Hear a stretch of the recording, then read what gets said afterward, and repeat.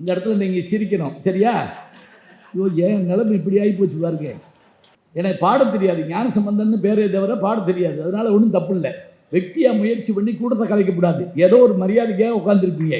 அந்த கூட்டத்தில் ஒரு பாட்டி என்கிட்ட வந்து என்னை இப்படி தோளில் தட்டி அந்த ரூம்குள்ளே போய் பேசியா ஒருத்தருமே இல்லை அப்படின்னு சொல்லிச்சு. அது எவ்வளவு நல்ல கேள்வி பார்த்தீங்களா? தனியாக பேசுகிறவன் இங்கே பேசுகிறேன்னா அங்கே பேசுகிறேன். நான் பள்ளிக்கூடங்களில் கல்லூரிகளில் பேச போகிறப்ப நல்ல பாடலோ நல்ல நகைச்சுவையோ சொன்னால் ரசிக்க தெரியலைங்க. தமிழ் தெரியல, என்ன பண்ணுவீங்க? நல்ல செய்தியை சொன்னால் உள்வாங்க மாட்டேங்கிறாங்க. அந்த வாத்தியார் சொல்லியிருக்காரு, இந்த பாட்டை பாடுனா நல்லா இருக்குன்னு சொல்லியிருக்காரு. ஸ்லேடுக்கு உதாரணம் சொல்கிறேன். அப்போ ஒரு பையன் எந்திரிச்சு கேட்டானா, ஐயா உங்களுக்கு பாடம் தெரியுமா? அப்படி தானே கேட்கணும். அவன் என்ன கேட்டான் தெரியுமா? ஐயா நான் உங்களை பாடையில் பார்க்கணுங்கய்யா, பழனி வந்தால் என்னை எழுப்பி விடுங்க சொல்லிட்டு என் தோளில் படுத்து தூங்கிட்டாங்க. நான் 3.5 மணி நேரம் முழிச்சிருந்து பழனி வரவும் அவனை எழுப்பி ஐயா பழனி ஐயா பழனி நான் கத்தி வந்துருச்சான்னு எந்திரிச்சு சாமியை கும்பிட்டு படுத்துக்கிட்டான். தினந்தோறும் நாம் பார்த்து கொண்டிருக்கக்கூடிய ஒரு முகம், நாம் அனைவரும் விரும்பும்படியான ஒரு பேராசிரியரும் கூட, பட்டிமன்ற பேச்சாளர், நடிகர், எழுத்தாளர் என பல்வேறு தளங்களில் தொடர்ந்து இயங்கி வரும் ஒரு ஆளுமை. பொங்கல், தீபாவளி என எந்த பண்டிகை ஆனாலும் இவரது பேச்சு இல்லாமல், இவரது பட்டிமன்றம் இல்லாமல் நிறைவடையாது என்கிற அளவுக்கு ஒரு நல்ல கருத்துக்களை நகைச்சுவையோடும் அதே மாதிரி பொறுப்புணர்வோடும் ஒவ்வொரு நாளும் மக்களிடையே கொண்டு செல்பவர். 30க்கும் மேற்பட்ட படங்களில் மனதில் நிற்கும் கதாபாத்திரங்களை நடித்துள்ளார். தோப்பாவும் நானும், பேசும் கலை, கல்லூரி அதிசயங்கள், இலக்கிய சித்திரங்களும், கொஞ்சம் சினிமாவும் என பல்வேறு நூல்களை தமிழ் சமூகத்திற்கு வழங்கியவர். திருக்கூர் ஞானசம்பந்தம் ஐயா அவர்களை சிறப்புரை ஆற்ற வருமாறு அன்புடன் அழைக்கிறோம்.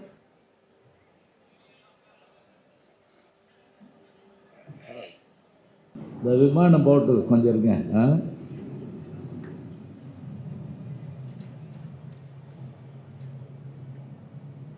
நான் பேசாமல் ஒரு விமானம் வாங்கிடலாம்னு இருக்கேன். ஏன்னா சென்னை டிராஃபிக்கில் என்னால் ஒன்றும் வர முடியல.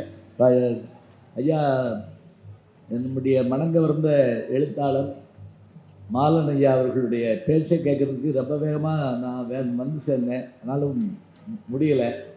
அவர் கூட என்ன சொன்னார், மாணவர்கள் தான் லேட்டாக வரலாம் அப்படின்னு. அந்த சவுண்டை இன்னும் கொஞ்சம் கூட்டினாங்கன்னா அது மட்டும் கேட்கும். அதுபோல் சொல்லிடுவாங்க யாராவது.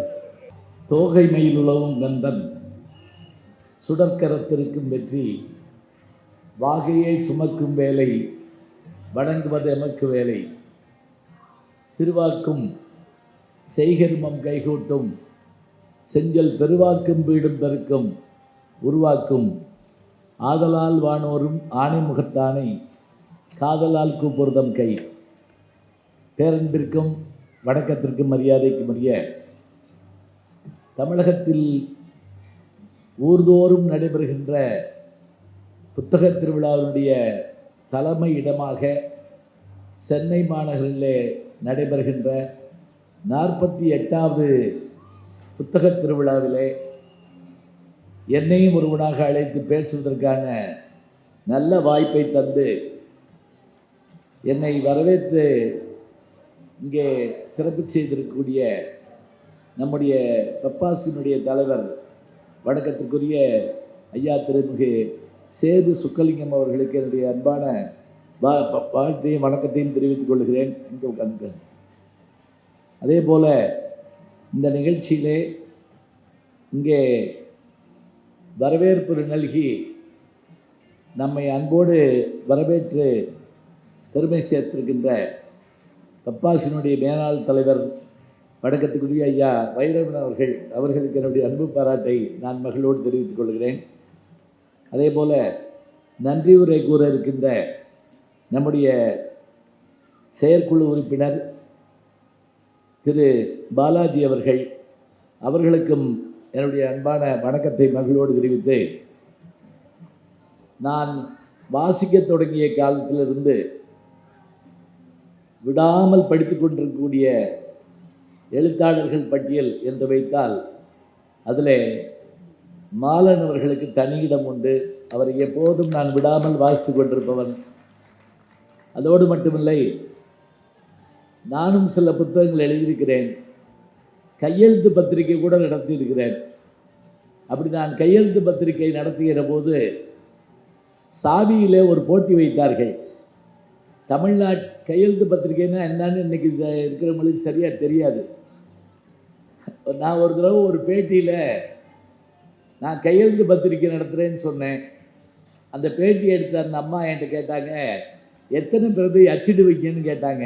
ஐயோ, கையெழுத்து பிரதின்னா அச்சிடுறது இல்லைங்க, கையிலேயே எழுதுறது, அதான் கையெழுத்து பிரதி. கார்பன் வச்சு எழுதுவோம், படம் போட தெரிஞ்சவங்க படம் போடுவாங்க, அதே மாதிரி அழகாக எழுதுகிறவங்க எழுதுவாங்க. அந்த ஒரு 5 புத்தகம் வந்தால் பெரிய ஆச்சரியம். அப்படி கையெழுத்து பத்திரிக்கையை நடத்தினேன். அதுக்கு பேர் கலை ஓசைன்னு பேர் வச்சுருந்தேன் நான். அப்போ சாவி என்ன பண்ணார்னா, சா விஸ்வநாதன் அவர்கள், ஏன்னா முழுவதும் கேட்டுட்டு கடைசி வரைக்கும் அது யாருன்னு தெரியாமல் போச்சுன்னு சொல்லக்கூடாது. சா விஸ்வநாதன் அவர்கள் யாருன்னு கேட்டால், திரையுலகத்தில் ஸ்ரீதர், அதே போல் பாலச்சந்தர், பாரதி ராஜா போல எழுத்தாளர் உலகில் நல்ல எழுத்தாளர்களை நமக்கு அறிமுகப்படுத்திய ஒரு பெருமை யாருக்கு உண்டு என்று கேட்டால் எழுத்தாளர் சா விஸ்வநாதன் அவர்கள் தான் உண்டு. அவர் எழுதின வாஷிங்டனில் திருமணம்னு ஒரு புத்தகம், நீங்கள் இது தொடர் அந்த காலத்தில் படிச்சிருப்பீங்க, பின்னாடி புத்தகமாக கூட வந்தது, பிறகு நாடகமாக வந்தது, அதை படமாக கூட எடுத்தாங்கன்னு சொல்கிறாங்க, குறும்படமாக மாதிரி எடுத்தாங்க போட்டிருக்கு. அதில் நிறைய மாறுதல் பண்ணிக்கிட்டு சாவிகிட்ட போட்டு காமிச்சாங்களாம். இதில் வந்து உங்கள் பேரை போட்டுக்கிறோம்னு போடுங்க, நீங்கள் மாற்றிருக்கிறதுக்கெல்லாம் நான் பொறுப்பு இல்லை அப்படின்ட்டாரான் ஒரே வார்த்தையில்.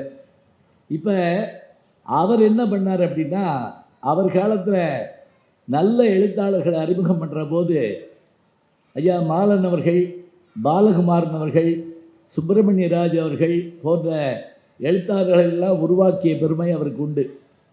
அவர் ஒரு அருமையான வேலை செஞ்சார். நல்ல வேலை நிறுத்திட்டாங்க, ரொம்ப நன்றிங்க, எல்லோரும் கை தட்டுங்க, அப்போ தான் சந்தோஷமாக இருக்கும். தமிழ்நாட்டில் இருக்கக்கூடிய கையெழுத்து பத்திரிகை நடத்தக்கூடியவர்களுடைய பிரதிகள்லாம் அனுப்புங்க, அதில் நல்ல பிரதிக்கு நாம் வந்து அதனுடைய பேர் போட்டு பரிசு கொடுப்போம்னு சொல்லி நம்முடைய எழுத்தாளர் பாலன் அவர்களுடைய தலைமையில் தான் செஞ்சாங்க.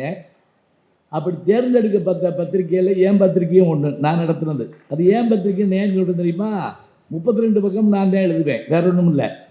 அப்போ வேறு வழி என்ன, யார் யார்கிட்ட கேட்குறது, அதனால் எழுதுறது உண்டு. அப்போ எனக்கு அவங்க ஒரு கடிதம் கூட எழுதியிருந்தாங்க, புதிய பத்திரிக்கை ஒன்று தொடங்க போகிறோம், திசைகள். அவர் தொடங்கின அந்த பத்திரிகையினுடைய பேர் வந்து திசைகள். அந்த பத்திரிகையில் உங்களை போன்ற இளைஞர்கள் நீங்கள் வந்து அதில் கலந்துக்கிட்டால் ரொம்ப நல்லா இருக்கும்னு எழுதினார். நான் இன்றைக்கும் அந்த கடிதத்தை வைத்திருக்கிறேன், உங்களுடைய கையெழுத்தோடு அதை நான் வச்சிருக்கிறேன். அதே போல் என்னுடைய நூல்கள் வெளியீட்டு விழாவுக்கு அவர்கள் வந்து தலைமையேற்று நடத்தினார்கள். என்னுடைய இனிய நண்பர் பத்மஸ்ரீ கமலஹாசன் அவர்கள் இந்த நூலை வெளியிட்டார். அப்போ அவர்கள் அருமையாக தொடர்ந்து பேசி என்னை ஊக்குவித்தார்கள். இப்போ நான் உள்ளே வர்றப்போ கூட சொன்னாங்க, மாணவர்கள் தான் லேட்டாக வருவாங்க, இப்போ ஆசிரியர் லேட்டாக வர்றாருன்னு. நான் மாணவன் தாங்க, இன்னும் படிக்கிறேன்ல, இப்போ கூட நான் படிச்சுட்டு தான் இருக்கிறேன், அதனால் விடாமல் படிச்சுட்டு இருப்பேன். மிக்க மகிழ்ச்சி. அவருடைய அந்த பேச்சில் வந்து இன்றைக்கி குறுந்தொகையை பற்றி பேசுகிற போது எவ்வளவு சந்தோஷமாக இருந்தது பாருங்கள். அது ஒப்பிட்டு அவர் பேசுகிறார். அந்த என்னென்ன பாடல்கள் வேணுமோ அவ்வளவையும் எடுத்து சொல்லி அழகாக பேசுகிறப்ப ரொம்ப மகிழ்ச்சியாக இருந்தது. அவர் நினச்சா அதை வச்சு நிறைய கதைகள் எழுதலாம். ஏற்கனவே சங்க சித்திரங்கள்னு ஜெயமோகன் வந்து ஆனந்த விடல் எழுதிட்டு வந்தார். அந்த அதே போல் இன்றைக்கி எது வேணாலும் எடுத்து எழுத முடியும். அதை இன்னொன்று சொன்னார், இந்த குறுந்தொகையை தான் ஏகே ராமானுஜம்னு எங்கள் தியாகராசர் கல்லூரியில் ஆங்கிலத்துறையில் இருந்தவர் மொழிபெயர்த்து ஆங்கிலத்தில் வெளியிட்ட போது அப்போ தான் உலகம் விழித்து பார்த்துச்சுங்க, இப்படியெல்லாம் இலக்கியம் இருக்கா அப்படின்னு. 2000 ஆண்டுக்கு முன்னாடி எழுதப்பட்ட இலக்கியம்னா அவங்களால நம்ப முடியலை. அப்படியான ஒரு ஆச்சரியம் குறுந்தொகை. எனக்கு என்ன மகிழ்ச்சின்னா, சங்கர் படத்தில் கூட இவ்வளவு கேமரா கிடையாது. நான் அந்த ஷூட்டிங்கெலாம் போயிருக்கேன், என்னை அறிமுகப்படுத்துகிறேன். யாழ் நீ சொன்ன மாதிரி நான் நிறைய படத்தில் நடிச்சிட்ருக்கேன், சின்ன திரையிலையும் வர்றேன், பெரிய திரையிலையும் வர்றேன். இன்னும் ஒரு கேமரா 2 கேமரா இருக்கும். 13 கேமராவா? அடே அப்பா, இது நேரலையாக போயிட்டுருக்குன்னு நினைக்கிறேன். போயிட்டுருக்கா? அது இன்னும் ஆச்சரியம்.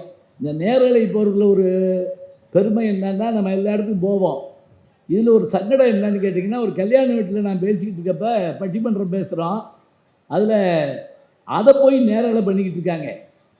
அதை நேரலை பண்ணுறது எனக்கு தெரியாது. அப்போ ஒரு குறுஞ்செய்தி ஒருத்தர் எனக்கு போடுறாரு. வந்ததுக்குள்ளே 4 காப்பி குடிச்சிட்டு போட்டிருக்கு அப்படிங்கிறாரு.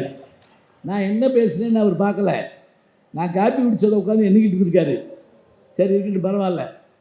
இங்கே இத்தனை கேமராக்கள் மூலமாக நல்ல கற்றறிந்த சார்ந்தவருடைய பேச்சுக்களை பதிவு செய்து உலகம் பூரா கொண்டு போய் சேர்க்கக்கூடிய அத்தனை தொலைக்காட்சி நேயர்களுக்கும் சேனல்களுக்கும் என்னுடைய அன்பு பாராட்டை நான் மகிழ்வோடு தெரிவித்துக் கொள்கிறேன். நான் இருக்கிறது பின்னாடி தெரியலன்னா கொஞ்சம் சேரை நகட்டி போட்டு வந்து உட்காந்துக்கலாம். ஒன்றும் சரியாக தெரியுதுங்களா? இல்லை போதும் அப்படின்னா பரவாயில்ல, அங்கேருந்தே பார்த்துக்குறோம், போதும்னா பரவாயில்ல. முகம் பார்த்து பேசுகிறதுக்காக நான் வந்த உடனே சொன்னேன், முன்னாடி ஒரு 10 பேராவது உட்கார்ந்தா தான் எங்களுக்கு பேச ஓடும். கொஞ்சம் முகம் பார்த்து பேசணுமா இல்லையா? அதுக்காக. அதனால் வந்திருக்கக்கூடிய பெருமக்கள், அதே போல் பப்பாசியினுடைய பொறுப்பாளர்கள், குறிப்பாக அன்புக்குரிய செயலர் திரு முருகன் அவர்கள், அவர் தான் எப்போவும் எங்கே இருந்தாலும் உடனே ஃபோன் பண்ணி வரவேற்று இந்த நாளில் வந்து பேசுங்கன்னு சொல்லி எல்லா ஊர்களையும் நான் அவரை பார்க்குற வாய்ப்பு இருக்கும். தலைவர் அவர்கள் எல்லா இடங்களுக்கு வர முடியலனாலும் முக்கியமான இடங்கள்லாம் வந்து தோன்றி எங்களெல்லாம் மகிழ்விப்பார். அவருக்கும் என்னுடைய நன்றியை தெரிவிச்சுக்கிறேன். அதே போல் இங்கே 700க்கும் மேற்பட்ட ஸ்டால்கள் போடப்பட்டிருக்குங்கிறாங்க. அதனுடைய செய்திகள் எல்லாம் 2 நாளைக்கு முதல்ல ஆனந்த விடலையும் பார்த்தேன். ஆனந்த விடலில் படத்தோடு உங்களெல்லாம் பார்த்து ரொம்ப மகிழ்ச்சியாக இருந்தது. இப்படி இந்த புத்தக திருவிழாவுக்கு வருகை தரக்கூடிய அத்தனை பேரையும் பாராட்டி மகிழ்ந்து என்னுடைய பேச்சை நான் தொடங்குறேன். அவங்க சொன்னபோது அந்த குறுந்தொகை சொன்னாங்க பாருங்கள், இந்த பேசுகிறப்ப மாத்திரம் இந்த தில்லானா மோனாம்பால் படத்தில் மாதிரி அமைதியாக இருந்து கேட்டால் தான் பேச முடியும். நீங்கள் தில்லானா மோனாம்பாலில் அவர் வாசிக்கிட்டு இருக்கப்போ ஒரு வெடி போடுவாங்க, பார்த்துருக்கீங்களா? உடனே என்ன செய்வார் அவர்? கொஞ்ச நேரம் பார்ப்பார். அதுக்குள்ளே பாலையா டக்குன்னு யாராவன் ஞான சூன்யம் அப்படிம்பார். அப்புறம் அவர் வாசிக்கிறத நிப்பாட்டிட்டு எந்திரிச்சிடுவார். இவங்க அப்போ தான் 10 மணி வருவாங்க, பார்ப்பாங்க. கொஞ்சம் இருந்து நீங்கள் இதை என்னுடைய நாட்டியத்தை பார்க்கணுன்னு, இந்த வேட்டி சத்தத்துலையா அப்படின்னு கேட்பார்.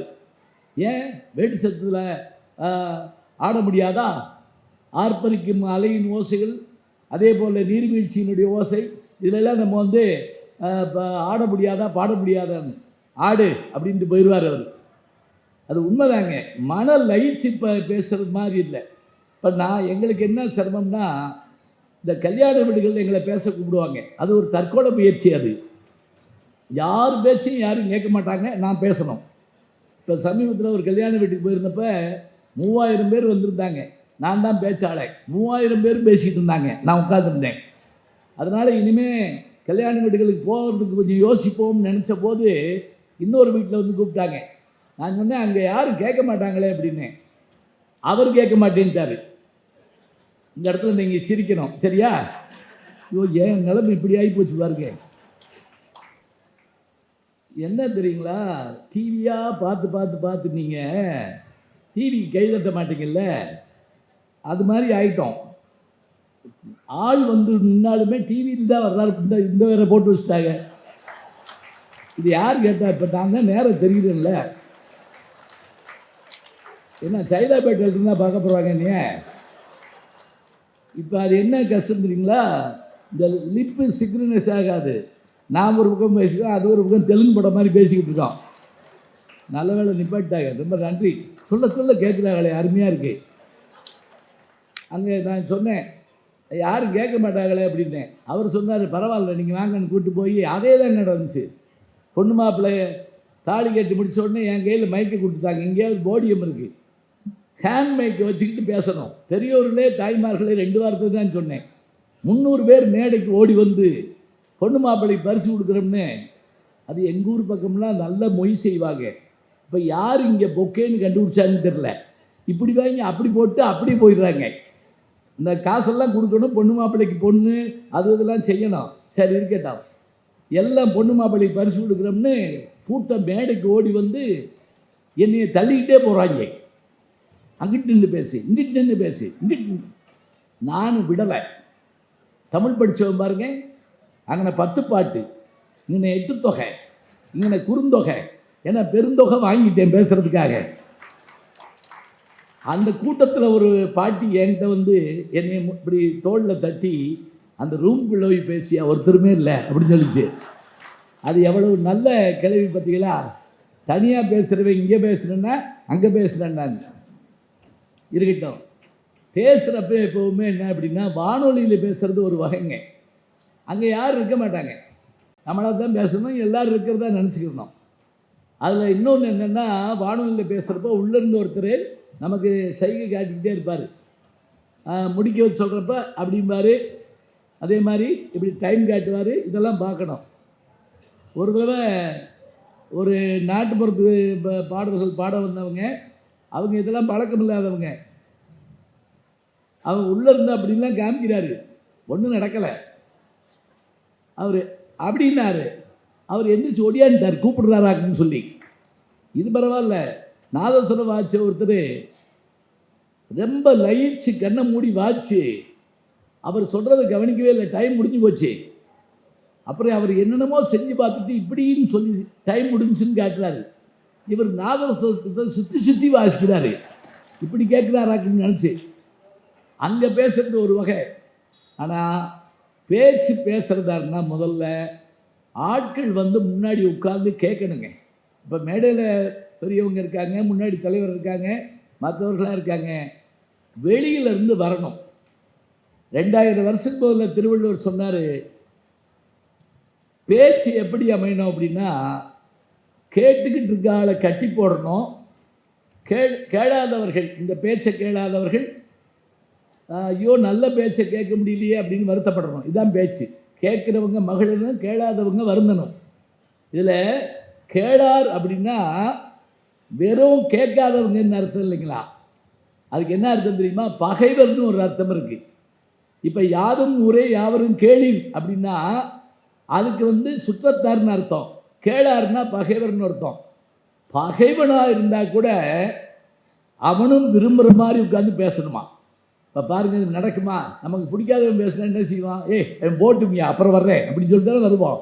ஆனால் அவங்களையும் இழுத்து உட்கார வைக்கணுமா? அதான் அந்த பேச்சுக்குரியது. அதில் முதல் ஒரு சொல்லு பாருங்க, கேட்டார் பிணிக்கும் தகையவாய். இந்த கேட்டாருக்கு வந்து நீங்கள் ஞாபகம் வச்சுக்கோங்க, இதுக்கு ஒரு சொல்லுக்கு பரிமையான எழுதுகிற அப்படி எழுதுவாருங்க. ஒரு சொல்லுக்கு கேட்டாருன்னு என்ன தெரியுமா? ஏற்கனவே இந்த பேச்சை கேட்டிருந்தாலும் வரி மாறாமல் நாங்கள் பேசினாலும் திரும்பவும் கேட்கலாம் என்கின்ற ஒரு ஆர்வத்தை தூண்டுவது தான் பேச்சான். இப்போ இன்றைக்கெல்லாம் எங்களுக்கு என்ன தெரியுங்களா? முந்தி 10 ஜோக் இருந்தால் நாங்கள் 10 வருஷம் பிழைச்சிருவோம். இப்போ அப்படி இல்லை. இப்போ ஒன்று சொல்லி முடிக்கிறதுக்குள்ள அது வந்துடுது. அதை இன்னொரு ஆள் வேறு சொல்லிடுறாரு. அதனால் நான் சொன்னால் அவர் தான் கேட்குறாங்க. எனக்கு ஞாபகம் இருக்குது, ஒரு 20 வருஷத்துக்கு முதல்ல, நான் 25 வருஷத்துக்கு முதல்ல மதுரையில் பேசிட்டு மறுநாள் சேலத்துக்கு போகிறேன் ஒரு ரோட்டரி கிளப்பில் பேசுகிறதுக்கு. பேசி முடித்தோடனே எல்லோரும் வந்து கை கொடுத்தாங்க.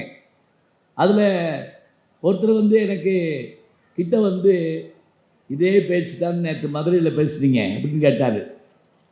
நான் உடனே அவரை திருப்பி கேட்டேன், ஒன்றே யார் இங்கே வர சொன்னா? நான் தான் ஊராக போகிறேன், நீ எதுக்கு வர்ற? ஆப்ரேட்டர் முத நாளே படம் பார்த்துருவார், அதுக்காக 100 நாள் ஓட்டாம விடுவாரா? நாங்கள் பேசிதான் ஆகும்.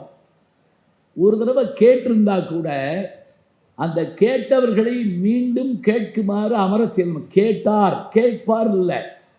கேட்பார்னா யாருன்னா எதிர்காலம். இப்பு இவ்வு எதிர்காலம், எதிர்கால சொற்கள். இத்து இட்டு இரு இறந்த கால சொற்கள். நீங்கள் இதுக்காக எந்திரிச்சு போயிடக்கூடாது, இலக்கணை ஆரம்பிச்சிட்டாங்க போட்டுருக்கு அப்படின்னு சொல்லி போகக்கூடாது. அதாவது ஒன்றும் இல்லைங்க, உண்டான் சாப்பிட்டான் அப்படின்னா அது இறந்த காலம். உண்பான் எதிர்காலம், உண்ணுகின்றான் நிகழ்காலம். இந்த நிகழ்காலத்தில் ஒரு பாட்டில் ஒரு சொல்ல வைக்கிறது சாதாரணம் கிடையாது. ஏன் அப்படின்னா வந்தான் போனான்னு எழுதுறது ஈஸி, வருவான் போவான்னு எழுதுறது ஈஸி, வந்து கொண்டிருக்கிறான் அப்படின்னு எழுதுறது ரொம்ப கஷ்டம், மீட்டரில் நிற்காது. ஆனால் ஐயா அவர்கள் சொன்னாங்கல்ல கண்ணதாசனை பற்றி, கண்ணதாசன் ஒரு பாட்டு முழுக்க அப்படி எழுதிப்பார். தெரியுமா உங்களுக்கு? அழகு சிரிக்கின்றது அப்படின்னு ஒரு பாட்டு இருக்கும். சிவாஜி கணேசன் அவர்களும் சரோஜி தேவியும் பாடுற பாட்டு. அதில் அந்த முழு பாட்டுமே நிகழ்கால இடைநிலையிலேயே இருக்குங்க. வண்டு வருகின்றது, மலரில் அமர்கின்றது, உண்டு சுவைக்கின்றது, உறங்கி விழுகின்றது, வானம் பொழிகின்றது, பூமி நனைகின்றது, எத்தனை கின்றது யார் எழுத முடியும் சொல்லுங்க பார்ப்போம். இப்போ என்ன தெரியுங்களா, இதை நம்ம கேட்கவே முடியல, இப்படிலாம் எழுத முடியுமா அப்படின்னு சொல்லி. கவிஞனை காட்டில் அதிகமாக யோசிக்கணுங்க ரசிக, முதல்ல ஞாபகம் வச்சுக்கோங்க. படைப்பாளினை காட்டில் அதிகமாக யோசிக்கணும் ரசிகர்கள், நேயர்கள். எப்படி யோசிக்கணும்? என்ன பார்வை உந்தன் பார்வை இடை மெலிந்தால் இந்த பாவை அப்படின்னு காதலிக்க நேரமலையில் ஒரு பாட்டு வரும். ரொம்ப பழசாக சொல்கிறேன்னு பயப்படாதீங்க, இப்போ கூட எடுத்து போட்டு பார்த்துக்கலாம். இந்த பாட்டு ஹிட்டான நேரத்தில் எல்லாரும் பாராட்டுறாங்க. ஒரு தமிழ் புலவர் என்ன பண்ணார், தமிழ் வாத்தியார் ஒரு மாலையை வாங்கிட்டு போய் கண்ணதாசன் கழுத்தில் போட்டிருக்காரு. அவர் என்னன்னாரு, உங்களை மாதிரி இலக்கணமாக யாருமே எழுத முடியாது, அப்படி என்ன இலக்கணம் எழுதிட்டேன்னு கேட்டிருக்காரு. என்ன பார்வை உந்தன் பார்வை இடைமெளிந்தால் இந்த பாவை, அருமையான இலக்கணம் பாட்டுருக்காரு. இல்லை என்ன இலக்கணம் இருக்குன்றிருக்காரு கண்ணதாசன். இல்லை வரியில் பார்வைன்னு போட்டிருக்கீங்க, அடுத்த வரியில் பாவைன்னு போட்டிருக்கீங்க. ஆமாம் போட்டிருக்கேன். அதுக்கு இடையில இடைமெளிந்தால்னு போட்டிருக்கீங்கல்ல, அப்படின்னா என்ன தெரியுமா? அதாவது பார்வையாகிய இடையின ரகரம் மெலிந்தால் கெட்டுப்போனால் பார்வை பாவையாக மாறும்னு நீங்கள் கண்டுபிடிச்சிருக்கீங்க. இவர் மாலையை கழட்டி அவருக்கு போட்டு நான் சத்தியமாக இப்படி யோசிக்கவே இல்லையா பொருந்தி வருது பாருங்க. என்ன தெரியுங்களா, இலக்கணம் நம்ம ஏன் பயப்படுறோம்னா எளிமையாக சொல்லலாமுங்க. தோன்றல் திரிதல் கெடுதல் 3 தான் இலக்கணம். ஒன்று, ஒரு எழுத்து தோன்றும், ஒரு எழுத்து இல்லாமல் போகும், ஒரு எழுத்து இன்னொரு எழுத்தாக மாறும். இதுதான் இலக்கணம். எப்படி? வாழை ப்ளஸ் பழம் என்ன போடுவோம்? வாழைப்பழம் இப்போ போடுவோம். இது தோன்றல், ஒன்று உண்டாகுது. கெடுதல்னா என்ன அப்படின்னா மரம் ப்ளஸ் வேர் என்ன போடுவோம்? மரவேர் அப்படின்னு போடுவோம். மரம் ப்ளஸ் வீடு மர வீடு, இம்மன்னா காணாமல் போச்சு.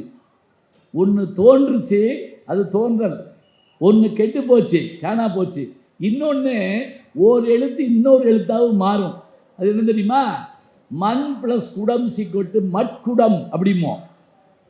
இன்னும் இட்டா மாறுறது ஒரு வகை, இதுக்கு பேர் பிரிதல்னு அர்த்தம். இப்போ இது நாங்கள் ஒரு செமஸ்டரில் நடத்த வேண்டியதை உங்களுக்கு நான் சொல்லியிருக்கேன், சரியா? ஏறத்தாலும் 6 மாதம் நடத்த வேண்டிய இலக்கணம் இது.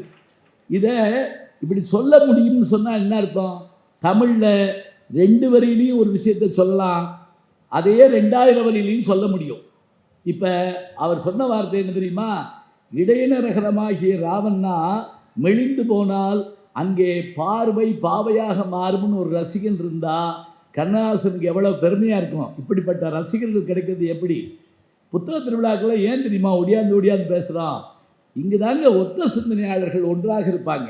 எல்லாரும் புத்தகத்தை பற்றி படித்தவங்க, பேசினவங்க, கேட்டவங்க இங்கே தான் பேச முடியும்.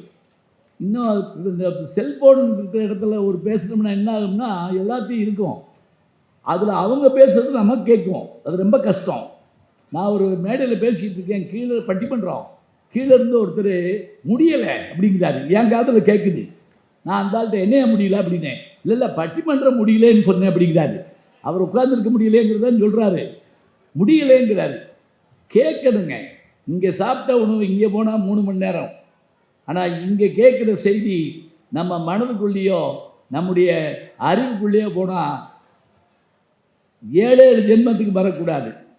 இச்சைக்கும் 7 பிறவிக்கும் முந்தனோடு உற்றோமையாவோம் உமக்கே நாம் ஆட்சிவோம் மற்றையம் காமங்கள் மாற்றேலோர் எம்பாவாயின்னு சொல்லி ஆண்டாள் தன்னுடைய பாசுரத்தில் சொல்கிறாருன்னா என்ன அர்த்தம்? ஒரு முறை ஒரு விஷயத்தை கேட்டோம்னா அது நமக்கு மறக்கவே கூடாது. அதனால தான் செல்வத்துள் செல்வம் செவி செல்வம்னார் திருவள்ளுவர். மற்ற செல்வங்கள் எல்லாம் வரும் போகும் அழிஞ்சிடும், ஆனால் காதில் கேட்ட செல்வம் அழியாது. ஒரு 7 சொல் கொண்ட திருக்குறளில் 5 தடவை செல்வம்னு சொல்கிறாருங்க. செல்வத்துள் செல்வம் செவி செல்வம் அச்செல்வம் செல்வத்துள் எல்லாம் தலை. சரியா இருக்கா? இதே 6 தடவை ஒரு சொல்ல பயன்படுத்துவார், தெரியுமா உங்களுக்கு? அது எந்த திருக்குறள் ஞாபகம் இருக்கா? சொன்னால் பரிசு கொடுப்பீங்களா?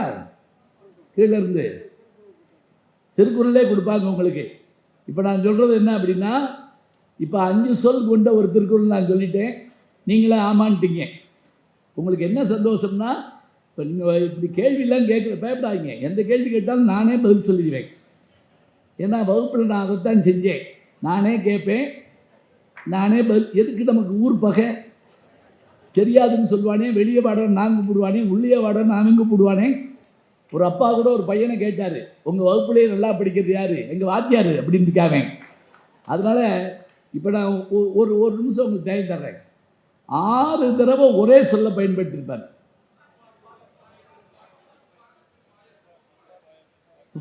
ஆஹா, துப்பாருக்கு துப்பாய அது இல்லை இல்லை இல்லை, இங்கிட்ட யாரோ சொன்னாங்களே பற்றுக. அருமை அருமை. யார் சொன்னா? பயப்படாமல் இருந்திருக்கேன். அவருக்கு ஒரு திருக்குறள் பத்தம் கொடுத்துருங்க.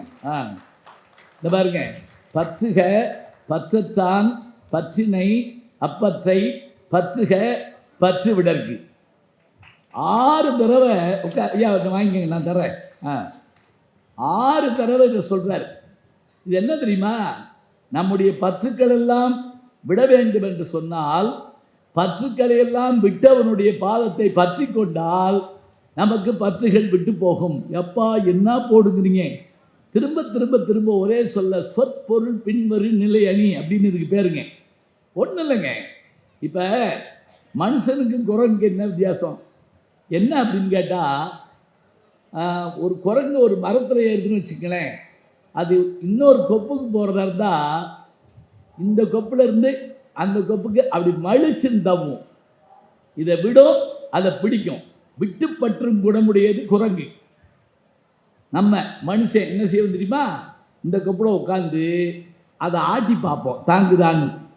தாங்குதான்னு தெரிஞ்சாதான் இதை விடுவோம், அப்புறமேலே அதை பிடிப்போம். அப்போ முதல்ல என்ன செய்வோம் அப்படின்னா, அதை பற்றி கொண்டு தான் இதை விடுவோம். எப்போ அப்படின்னு பார்த்தா இது தாங்குதான்னு தெரிஞ்சுக்கிட்ட பிறகு.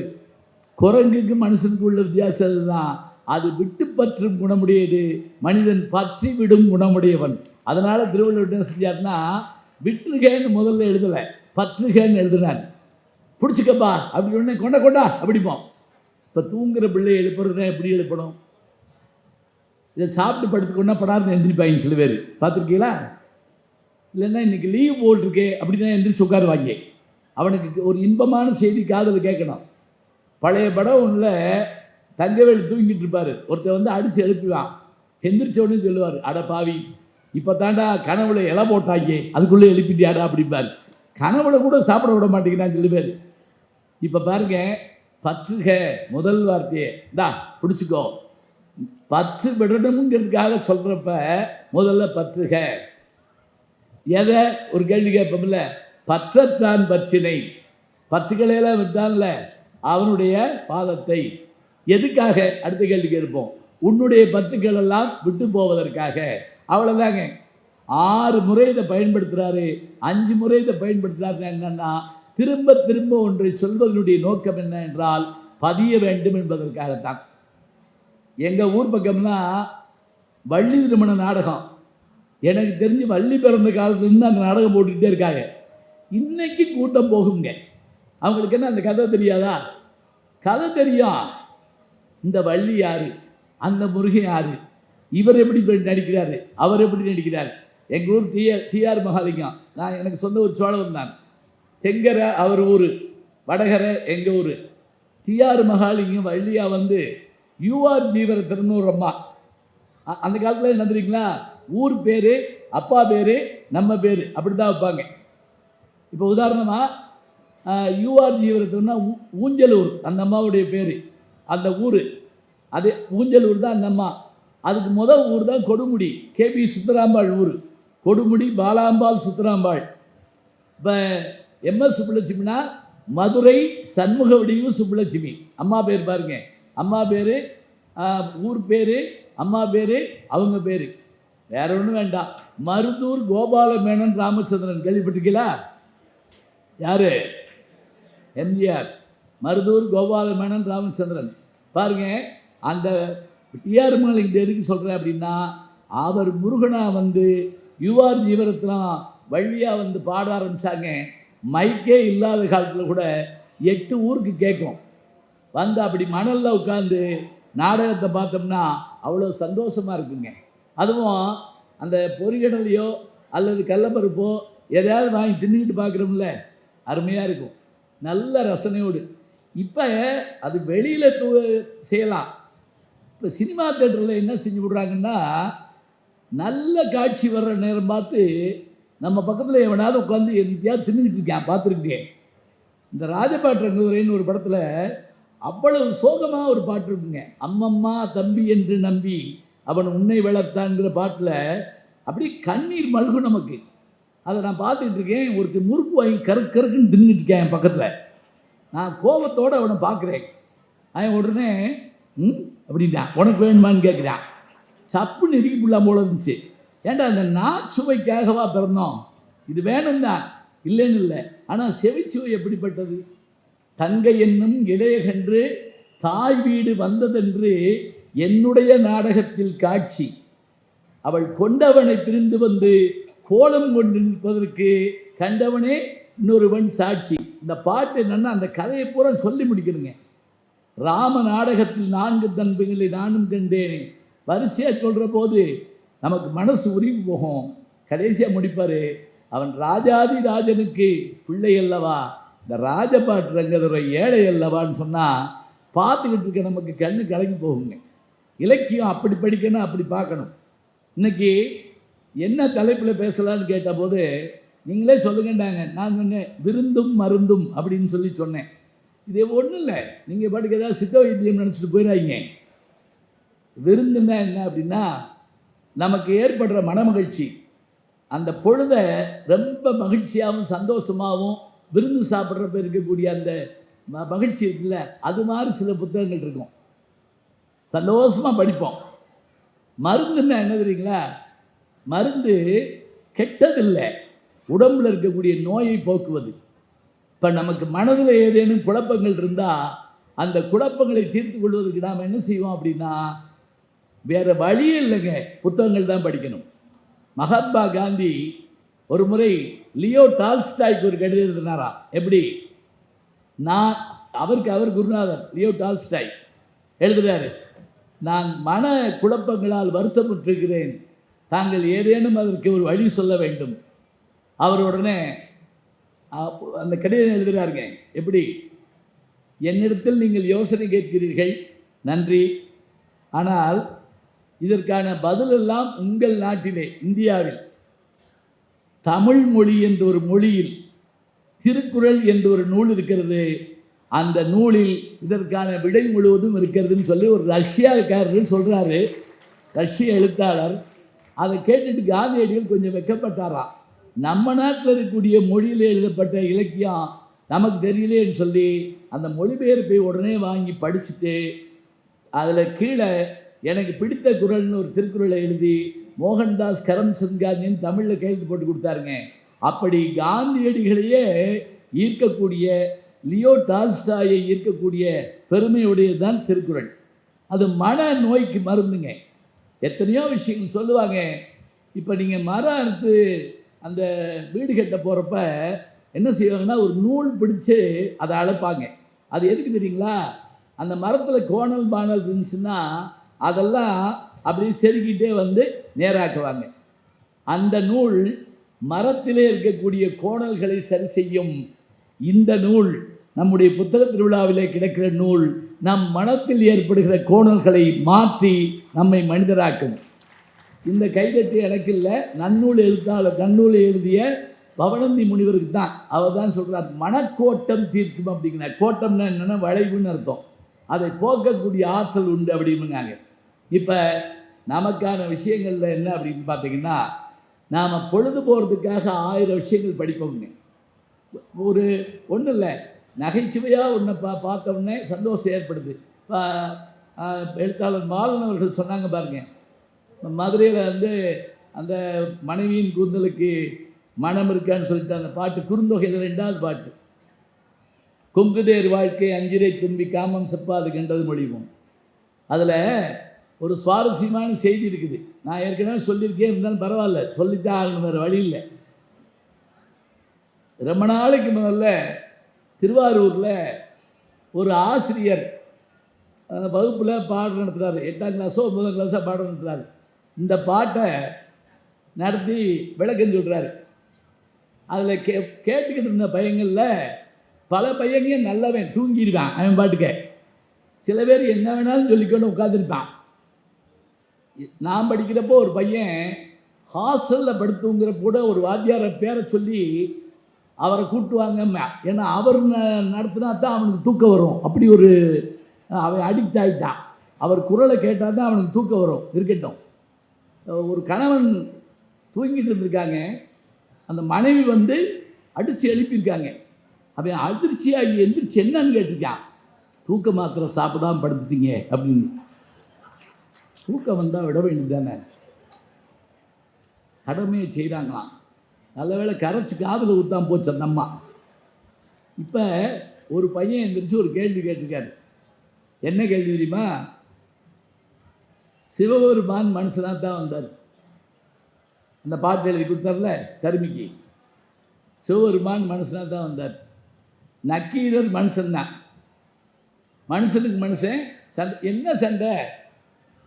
சிவபெருமான் எழுதி கொடுத்த அந்த பாட்டில் கொங்குதேர் வாழ்க்கை அஞ்சிரை தும்பி காமம் சுப்பாது கண்டது மொழிமோங்கிற பாட்டில் கூந்தலுக்கு இயற்கையிலேயே மனம் உண்டுங்கிறார், நக்கீரர் இல்லைங்கிறார். இதுதான் வாய் சண்டை முத்துது. அது நீங்கள் திருவிளையாடல் பார்த்துருந்தாலே தெரிஞ்சிருக்கும். அதில் வந்த உடனே எவன் இந்த பாட்டுக்கு குறை சொன்னது? அவன் இவன் என்ற ஏகவசனம் வேண்டாம். முத்துராமன் சொல்லுவார், பலவீனமாக பேசுவார் பாவம். உடனே ஒரு கோபத்தோடைய யார் இந்த கிழவன் அப்படிப்பார். முத்தமிழ் சங்கத்தின் தலைமை புலவன் நக்கீர். ஓ கீரனா அப்படின்னு ஒரு எகத்தாரமா என்ன குற்றங்கண்டி. உடனே அவர் சொல்லுவார், முதற்கண் பாடலை இயற்றியது யார்? யாம் யாம் இயற்றினோம். எழுதிய நீர் வராமல் மற்றவரிடம் கொடுத்தனுப்ப காரணம் அது நடந்து முடிந்த கதை. உடனே இவர், புலவர்க்கு முதலில் பொய்யுரை தேவையில்லை, அதை தாம் புரிந்து கொள்ள வேண்டும். உடனே சிவாஜி அடிப்பாருங்க, புரிந்தது புரியாதது, தெரிந்தது தெரியாதது, அறிந்தது அறியாதது அனைத்தும் அறிவோம் யாம். உடனே இவர் விட மாட்டார். அனைத்தும் அறிந்து விட்டால் எழுதும் பாடலில் பிழை இல்லை என்று அர்த்தமா? அதை நான் சொல்லக்கூடாதா? எங்கே கூறும், கூறி பாரும். உடனே பாட்டை சொல்லுவார். இவர் சொல்லி முடித்த உடனே கோவம் வந்துடும். கோவம் வந்து கடுமையாக 2 பேர் வஞ்சி சொல்லுவார், சங்கதனை கீர் கீரென அறுக்கும் நக்கீரனோ எனது பாட்டில் ஆராய்ந்து குற்றம் சொல்லத்தக்கவன். நீ ஒரு சங்க அறுக்குது பிழைக்கக்கூடிய நீயா எனக்கு வந்து பாட்டில் பொருள் சொல்கிற, குறை சொல்கிற? உடனே அவர் அடிப்பார், சங்கருப்பது எங்கள் குலம், எனக்காவது ஒரு வேலையும் ஒரு தொழில் இருக்குது, சங்கரனார் கேது குலம் வந்திருக்கிறது யாரும் தெரிஞ்சுக்கிட்டாரு, உனக்கு என்ன அதுன்னே கிடையாது. ஏதவன் ஊர், ஏதவன் பேர், ஆறுற்றார் ஆராயலார், அப்பா அம்மா கிடையாது, ஒன்றும் கிடையாது. அப்படி இருக்கப்ப சங்கருப்பது எங்கள் குலம், சங்கரனார் கேது குலம், சங்கை அறிந்துண்டு வாழ்வோம் அரணே, உன்போல் இறந்துண்டு வாழ மாட்டோம். உடனே மாதிரி பிச்சை எடுத்து பழக்க மாட்டேறாங்க. ஏன்னா சிவபெருமான் கையில் ஓட தூக்கிட்டு அலைஞ்சார் நமக்கு தெரியும். இப்போ தான் அவர் என்ன செய்கிறாரு, சட்டார்னு நெத்திக்கண்ணதை திறந்துறார். அந்த பையன் என்ன கேள்வி கேட்டான் தெரியுமா?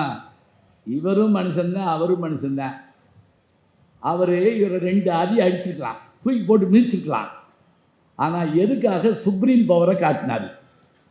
திடீர்னு என்ன நெத்திக்கண்ணுன்னு ஒன்றை திறந்து அவனை ஏன் எரிச்சார்? வாத்தியாருக்கு அப்படியே பயமாக போச்சு. ஏன்னா அது சிலபஸில் இல்லை. இப்போ சிலபஸில் இல்லாத கேள்வி கேட்டால் எங்களுக்கு உதறும்.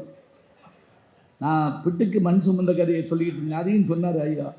பிட்டுக்கு மண் சுமந்த கதை, அது சிவபெருமான் மீது பட்ட அடி, அந்த மன்னன் முதற்கொண்டு மந்திரி, குதிரை, யானை, தாய், வயிற்றில் இருக்க குழந்தை எல்லார் மீதும் பட்டது.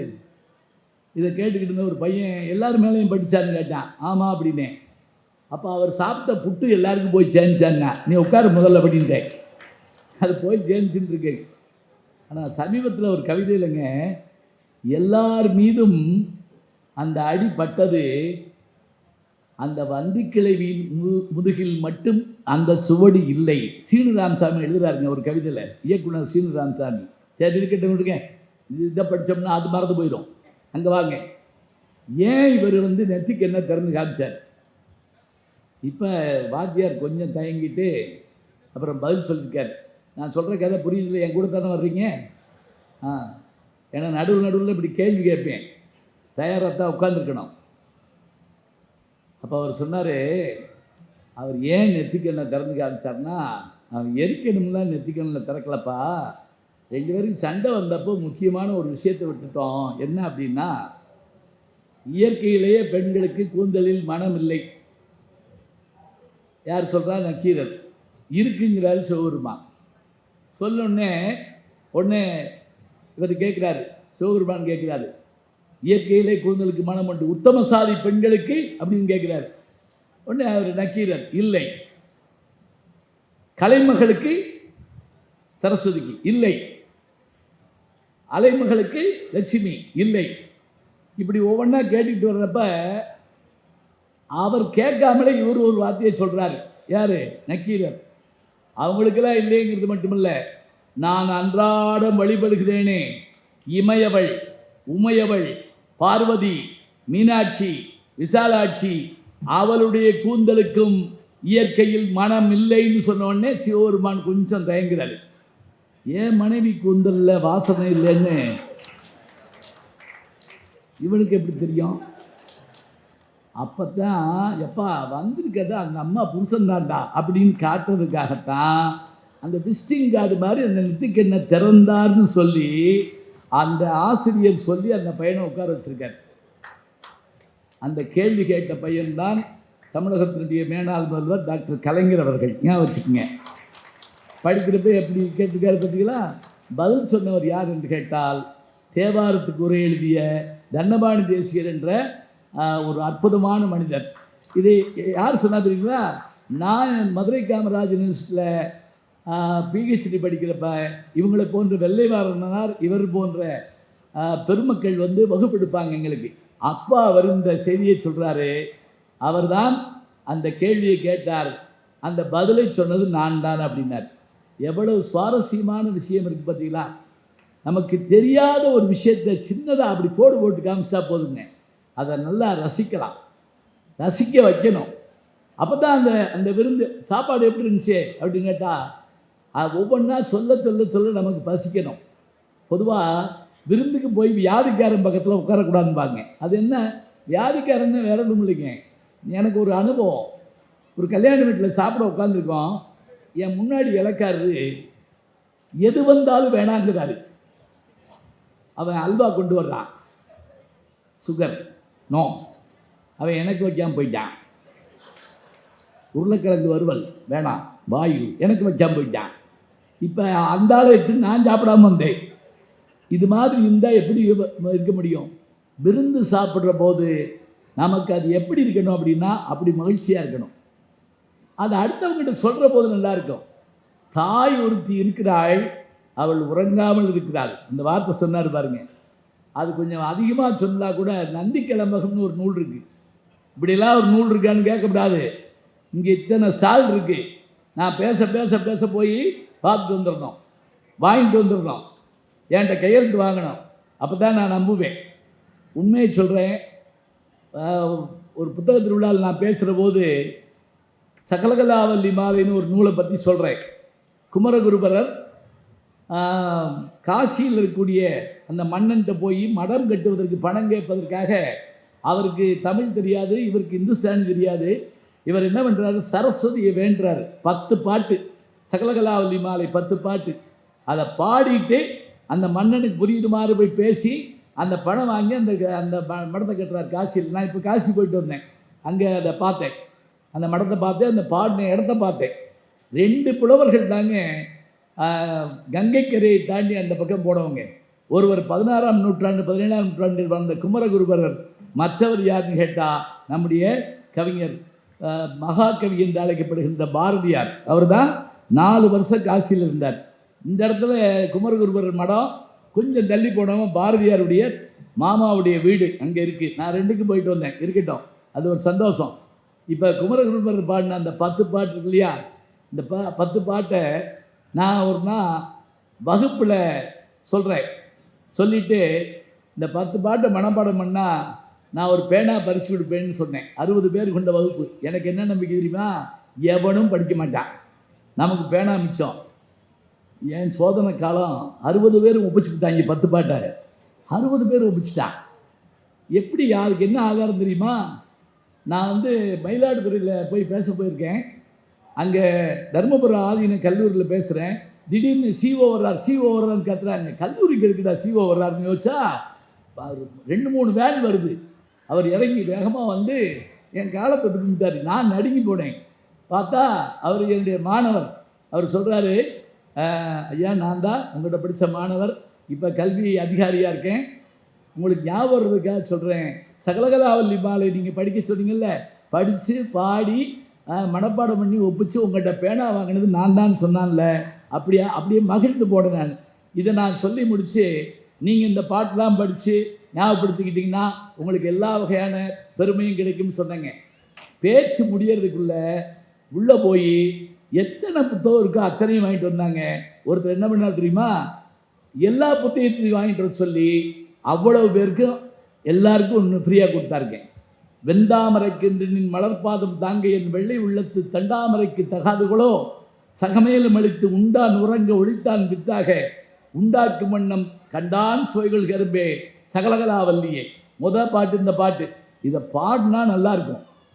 எனக்கு பாட தெரியாது, ஞான சம்பந்தன்னு பேரே தவிர பாட தெரியாது. அதனால் ஒன்றும் தப்பு இல்லை. வெட்டியாக முயற்சி பண்ணி கூட்டத்தை கலைக்கப்படாது. ஏதோ ஒரு மரியாதைக்காக உட்காந்துருப்பீங்க. அதனால் அந்த பாட்டை அப்படி பாடினா நல்லா இருக்கும். அதில் என்ன தெரியுமா பாட்டு பொருள், நான் போய் சிவபெருமான்கிட்ட கேட்டுக்கலாம், அவனோ பித்து பிடிச்சி அலைகிறான், பித்தா பிறை சூடி பெருமானே. சரி, திருமால்கிட்ட போய் கேட்டுக்கலாம், அவர் எப்போ தூங்குவார் எப்போ எந்திரிப்பான்னு தெரியாது, அவர் படுத்து தூங்கிட்டு இருக்காரு. நீ தான் முழிச்சிருக்க சரஸ்வதி, நீ தான் முழிச்சிருக்கிற. உன்னுடைய கையில் ஜபமாலை இருக்குது, உன் கையில் வீணை இருக்குது, உன் கையில் புத்தகம் இருக்குது. இன்றைக்கும் படிச்சுக்கிட்டே இருக்கக்கூடிய ஒரு கடவுள் யாருன்னு கேட்டால் சரஸ்வதி தாங்க. கையில் பார்த்தீங்களா அந்த புத்தகம் வச்சுருக்கிறான். அதனால் நான் உன்கிட்ட கேட்குறேன், உண்டான் உறங்க ஒழித்தான் பித்தாக உண்டாக்கு மன்னம் கண்டான் சுவைகள் கரும்பே சகலகலாவல்லியேன்னு சொன்னால் 10 பாட்டு நிறைவாக எப்படி முடிக்கிறது தெரியுமா, மண்கண்ட வெண்குடை கீழாக மேம்பட்ட மன்னரும் என் பண்கண்ட அளவில் பணியை செய்வாய், படைப்போன் முதலாய் விண்கண்ட தெய்வம் பலகோடி உண்டேனும் உன்போல் கண்கண்ட தெய்வம் உலகா சகலகலாவல்லியேன்னு சொல்லி பாடி அவர் அந்த மன்னர்கிட்ட போய் அந்த மன்னர் வந்து இவரை பாராட்டி பரிசு கொடுத்து அந்த மடம் கட்டப்படுது. கேதார் கட்டுங்கிற இடத்துல இருக்குதுங்க அது. இப்போ இதை கேட்ட உடனே நமக்கு என்ன தோணும் தெரியுமா, இந்த புத்தகத்தை வாங்கணும்னு தோணும், பிள்ளைகளை படிக்க வைக்கணும்னு தோணும். இது இன்றைக்கி நீங்கள் ஞாபகிச்சுங்க. சமீப காலத்தில் நான் ஒரு அதிர்ச்சியான செய்தியை சொல்கிறேன்.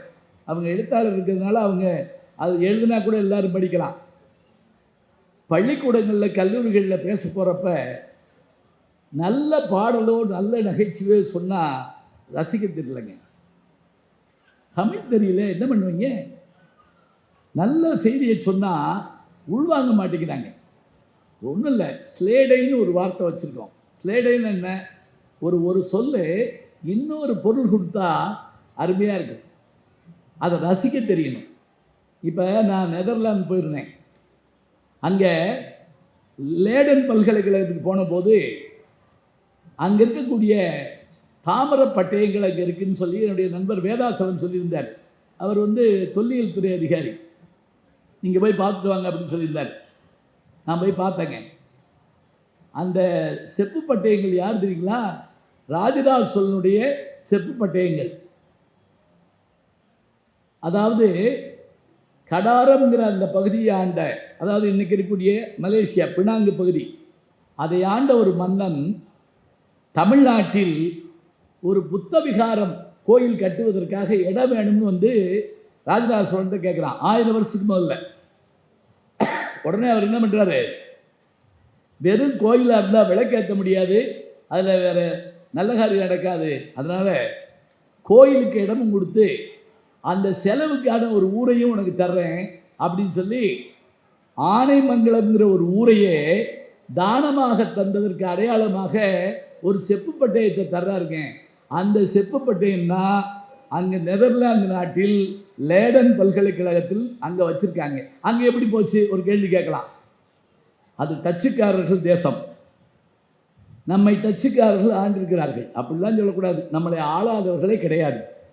போர்ச்சுகீசியர்கள், ஆங்கிலேயர்கள், அப்புறம் பிரெஞ்சுக்காரர்கள், டச்சுக்காரர்கள், ஆர்மீனியர்கள் எல்லாரும் ஆண்டிருக்காங்க. அப்படி ஆண்டாங்கல்ல. அதில் அந்த டச்சுக்காரர்கள் இங்கே இருந்தபோது நாகப்பட்டினம் சூடாமணி விகாரம், பொன்னியின் செல்வன் 5ஆம் பாகம் படிச்சிருந்தீங்கன்னா அந்த பொன்னியின் செல்வனுக்கு காய்ச்சல் ஏற்பட்டப்போ கொண்டு போய் சேர்த்து விடுவாங்கல்ல, அந்த இடம். இப்போ அங்கேருந்து அந்த ஏடுகளை, அந்த செப்பேடை அவன் பத்திரமா கொண்டு போயிங்க அங்கே பாதுகாப்பாக அருமையான ஒரு பாதுகாப்பு இதை வச்சுருக்குறாங்க. நம்ம அனுமதி வாங்கிட்டு போனால் கையுறை போட்டு தான் அதை தொட சொல்கிறாங்க. நான் அவங்ககிட்ட கெஞ்சி கேட்டு அந்த கையுறையை கழட்டிட்டு அதை தொட்டு பார்த்தேங்க. மெய் சிலிர்த்து போச்சு. 1000 வருஷத்துக்கு முந்தின ஒரு செப்பு பட்டயத்தை என்னால் தொட்டு பார்க்க முடிகிறது என்றால் ஹஜ்ஜி வெல்ஸ் எழுதின கால இயந்திரம் என்ற ஒரு நூல், டைம் மிஷின், தமிழில் கூட சுஜாதா எழுதியிருக்காரு. அதில் ஏறி பயணம் பண்ண மாதிரி எனக்கு இருந்தது அதை தொட்டு பார்த்த உடனே. இப்போ தொட்டு பார்த்துட்டு வெளியே வர்றப்ப என் நண்பர் என்னை கூட்டு போனவர் வந்தார். நான் அவர்கிட்ட கேட்டேன், இது நம்ம பொருள் தானே, இதையே நம்ம வாங்கிட்டு வந்துடக்கூடாது அப்படின்னு கேட்டேன். இப்போ வாங்கலாம், நம்ம இந்திய அரசாங்கத்தின் மூலமாக கேட்டு கூட வாங்கலாம். அவர் சொன்னார், இது இங்கேயே இருக்கட்டும், ஏன்னா இது காப்பர். காப்பர்னா என்ன? தாமிரம். இது காப்பர். அங்கே கொண்டு போயிட்டா இதை யார் காப்பர்? புரிஞ்சு கைதட்டின 25 பேருக்கு நன்றி. அங்கே கொண்டு போனால் யார் காப்பர்? இங்கே இருக்கட்டும். இந்த சொல்லு பார்த்தீங்களா, இது ஆங்கிலம் தமிழ் கலந்து நான் சொல்கிறேன். ஒரு சொல்லு தாங்க, இன்னொரு வார்த்தை அது பொருள் தர்ற போது நமக்கு என்ன இனிமை இருக்கு பாருங்க. திருவள்ளுவர் வரத்தில் பயன்படுத்துகிறார்ல, இந்த மாதிரி சொல்லே போடுவார். என்ன திருக்குறள்? இதுக்கு ஒரு புத்தகம் இருக்குது, வாங்கி வச்சாச்சா? அப்படின்னா நான் தான் எல்லா புத்தகத்தையும் வாங்குவேன்னு நினைக்கிறேன். சரி, இருக்கட்டும், பரவாயில்ல. யாராக இருந்தாலும் வாயை அடக்கிட்டா நல்லதுங்கிறாரு. என்ன பாட்டு? இப்படி சொன்னா தான் நல்லது. ஏன்னா முழுசாக யாருக்கும் தெரியாது. இந்த தேசிய கீதம் பாடுறப்ப கடைசி வரியில் வந்து சேர்ந்துக்கிடுவாங்க, பார்த்துருக்கீங்களா? ஜெயகேன்னு வந்து சேர்வாங்க. யாகாவராயினும் சோகாப்பர் சொல்லிலுக்கு பட்டு, யாகாவராயினும் நாகாப்பர் காவாக்கால். யாராக இருந்தாலும் நாக்கு அடக்கி பேசு. இதை ஒரு மருத்துவர் சொன்னாருங்க எனக்கு. எப்படி தெரியுமா? அவர் சொன்னார், டயாபெட்டிக் போன்றவையெல்லாம் வராமல் இருக்கணும்னா நாக்கு அடக்குங்க, யாகாவராயினும் நாகாக்க. அவர் சொல்கிறதுக்கு பொருந்து பாருங்க. கண்டதை தின்னுட்டு போய் டாக்டரை போட்டு படுத்தக்கூடாது. சில பேர் 1/4 கிலோ அல்வா தின்னுட்டு காப்பியில் சுகர் போட வேண்டாம் அப்படின்ட்டுருவாங்க. 1/4 கிலோ அல்வா தின்னது நீ தானே, அப்புறம் தான் காப்பியில் சுகர் வேண்டாம்னு இருக்க சொல்கிறோமா? இந்த ஸ்லேடையை உள்வாங்க தெரியலன்னா நம்ம என்னங்க செய்யறது? என்ன காரணம் தெரியுமா? நாம் மொழி படிக்க வேண்டாம்னு சொல்லலை, எல்லா மொழியும் படிக்கணும். 33 மொழிகள் தெரிந்த ராகுல சாங்கித்யாயனை நான் படிச்சுக்கிட்டே இருப்பேன். இப்போ அவருடைய வாழ்கா முதல் கங்கை வரை ஏறத்தாலும் எத்தனை பதிப்பு வந்திருக்குன்னு சொல்ல முடியாது. அவருக்கு 33 மொழிகள் தெரியும், தமிழ் உள்பட. சென்னைக்கு வந்திருக்காருங்க. சென்னைக்கு வந்தவர் அது எழுதுறாரு, மயிலாப்பூர் குளத்தில் குளித்தேன், கூவம் நதியில் மக்கள் குளித்து விட்டு போவதை நான் பார்த்தேன் எழுதுறாரு அவர். அவர் வந்து தமிழில் அதுக்கு ப்ரூஃப் நான் திருப்பி தரேன்னு வாங்கிட்டு போகிற அளவுக்கு தைரியம் உள்ளவர். எல்லா மொழியும் படிக்கணும், எல்லா மொழியும் படிக்கணும். நம்ம மொழியை ரசிக்க வேண்டாமா? மதம் பரப்பு வந்த பாதிரிமார்கள் நம் மொழியை பார்த்து படித்து விட்டு இந்த மொழிக்கு ஈடேது இணையேதுன்னு சொல்லி அவர்கள் தமிழ் படித்தார்கள். அதனால் வீரமாமுனிவர் சதுரகிராதியை உருவாக்கினார். ஜி போப் திருவாசகத்துக்கு அதை மொழிபெயர்த்ததோடு மட்டுமல்லாமல் அதை நமக்கு எளிமையாக்கி தந்தார். இதே போல் நம்ம வரிசையாக எல்லாத்தையும் பார்க்குறோம். கால்டுவெல் ஒப்பிலக்கணம் எழுதுறான்னு பார்க்குறோம். இதெல்லாம் என்ன, அவர்களுக்கு தாய்மொழி இது இல்லை, ஆனால் அவங்க படித்தாங்க. நமக்கு தாய்மொழி இதுதான், நாம் படிக்கலை. ஏன்னா இது வேலை கிடைக்குமா அப்படின்னு முதல்ல ஒரு கேள்வி கேட்குறோம். வேலை கிடைக்கிறதுக்காகவா படிக்கிறோம்? யோசிச்சு பாருங்க. வேலை கிடைக்கிறதுலாம் இருக்கட்டுங்க, படிக்கிறதுங்கிறது எதுக்காக தெரியுமா? அது பதவி உயர்வுக்காக, பணத்துக்காக, அதெல்லாம் தாண்டி ஒன்று இருக்குங்க, அது உயிருக்காகுங்க. இந்த உயிர் மகிழ வேண்டும் என்று சொன்னால் ஒரு கவிதையால் மகிழும், ஒரு எழுத்தால் மகிழும், ஒரு சொல்லால் மகிழும், அதான் வேணும். அப்போ இந்த மாணவர்கள் மற்றவர்கள் ரசிக்க தெரியாமல் உட்கார்ற போது நமக்கு ரொம்ப வேதனையாக இருக்குது. ஒரு கவிதையை சொன்னால் உள்வாங்க தெரியலங்க, ஒரு ஸ்லேடையை சொன்னால் உள்வாங்க தெரியல. அதுவும் நான் ரொம்ப எளிமையான ஸ்லேடை சொல்கிறேன். அப்பா இதையாவது கேட்டுக்கப்பா. இப்போ உதாரணமாக வகுப்பில் பாடம் நடத்துகிற வாத்தியார் ஒரு பாட்டை சொல்லி இதை பாடுனா நல்லா இருக்குன்னு சொல்லியிருக்காரு. இப்போ அவங்க சொன்னாங்கள்ல, கண்ணன் பாட்டில் நேரம் மிகுந்தது இன்னும் நித்திரையின்றி உங்கள் நினைப்பு தெரியவில்லை கூத்தடிக்கிறீர். இந்த பாட்டை பாடுறப்ப எவ்வளோ இனிமையாக இருக்குங்கிற விஷயம் நீங்கள் பாடி கேட்டால் தெரியும். நான் அந்த வாத்தியார் சொல்லியிருக்காரு, இந்த பாட்டை பாடுனா நல்லா இருக்குன்னு சொல்லியிருக்காரு. ஸ்லேடுக்கு உதாரணம் சொல்கிறேன். அப்போ ஒரு பையன் எந்திரிச்சு கேட்டானா, ஐயா உங்களுக்கு பாடம் தெரியுமா? அப்படி தானே கேட்கணும். அவன் என்ன கேட்டான் தெரியுமா? ஐயா நான் உங்களை பாடையில் பார்க்கணும்யா.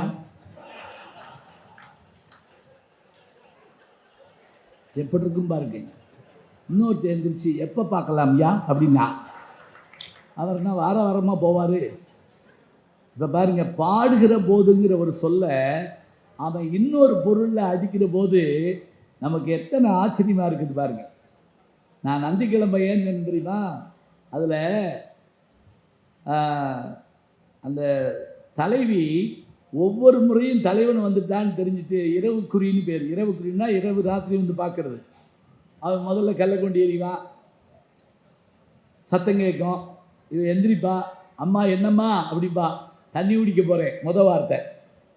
ரெண்டாவது தடவை அவன் அங்கேருந்து ஒரு சவுண்டு கொடுப்பான், எந்திரிப்பா என்ன அப்படின்னு கேட்பா, அம்மா ஒன்றும் இல்லை கழிவறைக்கு போகிறேன். எப்படி அம்மாட்ட விலைக்கு சொல்ல முடியும்? நான் ஒருத்தனை வர சொல்லியிருக்கேன், வெளியே நிற்கிறேன், சொல்ல முடியுமா?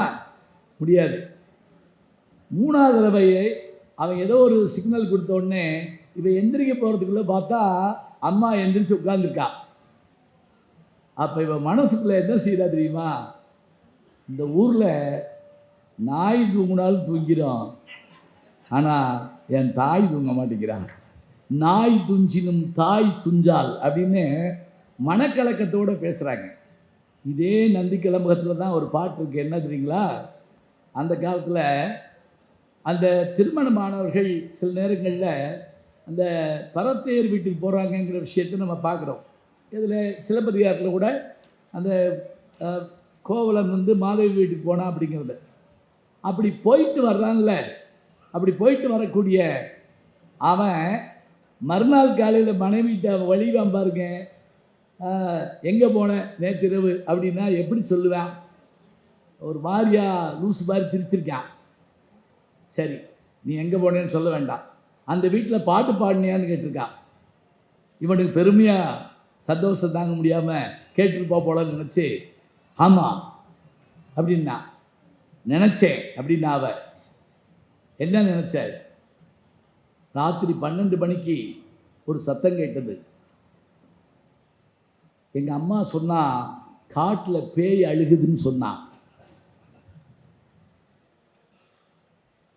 என் தோழி சொன்னா, இந்த ஊரில் இருக்கவங்களாம் சொன்னாங்க நரி ஊழையிடுதுன்னு சொன்னாங்க. ராத்திரி 12 மணிக்கு அவன் பாடியிருக்கான், பேய் அழுகுதுன்னாங்க, நரி ஊழையிடுதுனாங்க. என் தோழி நாயாத்தான் இருக்கும் அப்படின்னா, நான் நீயாத்தான் இருக்கும் அப்படின்னு சொன்னேன். நீ வாயை திறந்து பாடுவானா? ஈட்டு புகழ் நந்தி பான நீ எங்கையர்தன் வீட்டிலிருந்து பாட விடிவளவும் காட்டில் அழும் பேய் என்றால் அன்னை, பிறர் நரி என்றார், தோழி நாய் என்றால் நீ என்றேன் நான். முடிஞ்சு போச்சுக்க. என்ன ஆச்சரியம்னா, இந்த நந்திக்கிழமத்தை எழுதின ஆசிரியர் பேர் தெரியாது, காடவராயன்னு சொல்கிறாங்க, ஆனால் உண்மையான நமக்கு தெரியல. எனக்கு தெரிஞ்சு சங்க இலக்கியங்களில் பல பேருடைய பேர் இல்லைங்க. பாட்டு எழுதின ஆள் பேர் தெரியல. யாயும் நியாயும் யாரா ஹீரோ பாட்டினுடைய ஆசிரியர் பேர் என்ன தெரியுமா? செம்புல பெயல் நீரார். இப்படி ஒரு பேர் வைப்பாங்களா? அதெல்லாம் இல்லை. அது அந்த பாட்டு வரி எடுத்து வச்சது. பாட்டுக்கு கீழே பேர் போடலாங்கிற ஒரு விஷயத்த திருஞான சம்பந்தர் தாங்க முதல்ல. இப்படிக்கு ஞான சம்பந்தன் தனி ஒன்றும் இல்லை, ஒன்றும் இல்லை, இருக்கட்டும். சரி கொடுங்க. முதல்ல திருஞான சம்பந்தர் தான் இப்படிக்கு ஞான சம்பந்தன், பூசூர் ஞான சம்பந்தன் அப்படின்னு கீழே இப்படிக்குங்கிற அந்த வரியை போடுறாரு, இந்த பேரை போடுறாரு. இப்படி போட்டால் தான் நமக்கு தெரியும். இப்போ பாருங்கள், யார் எழுதுறான்னு தெரியல.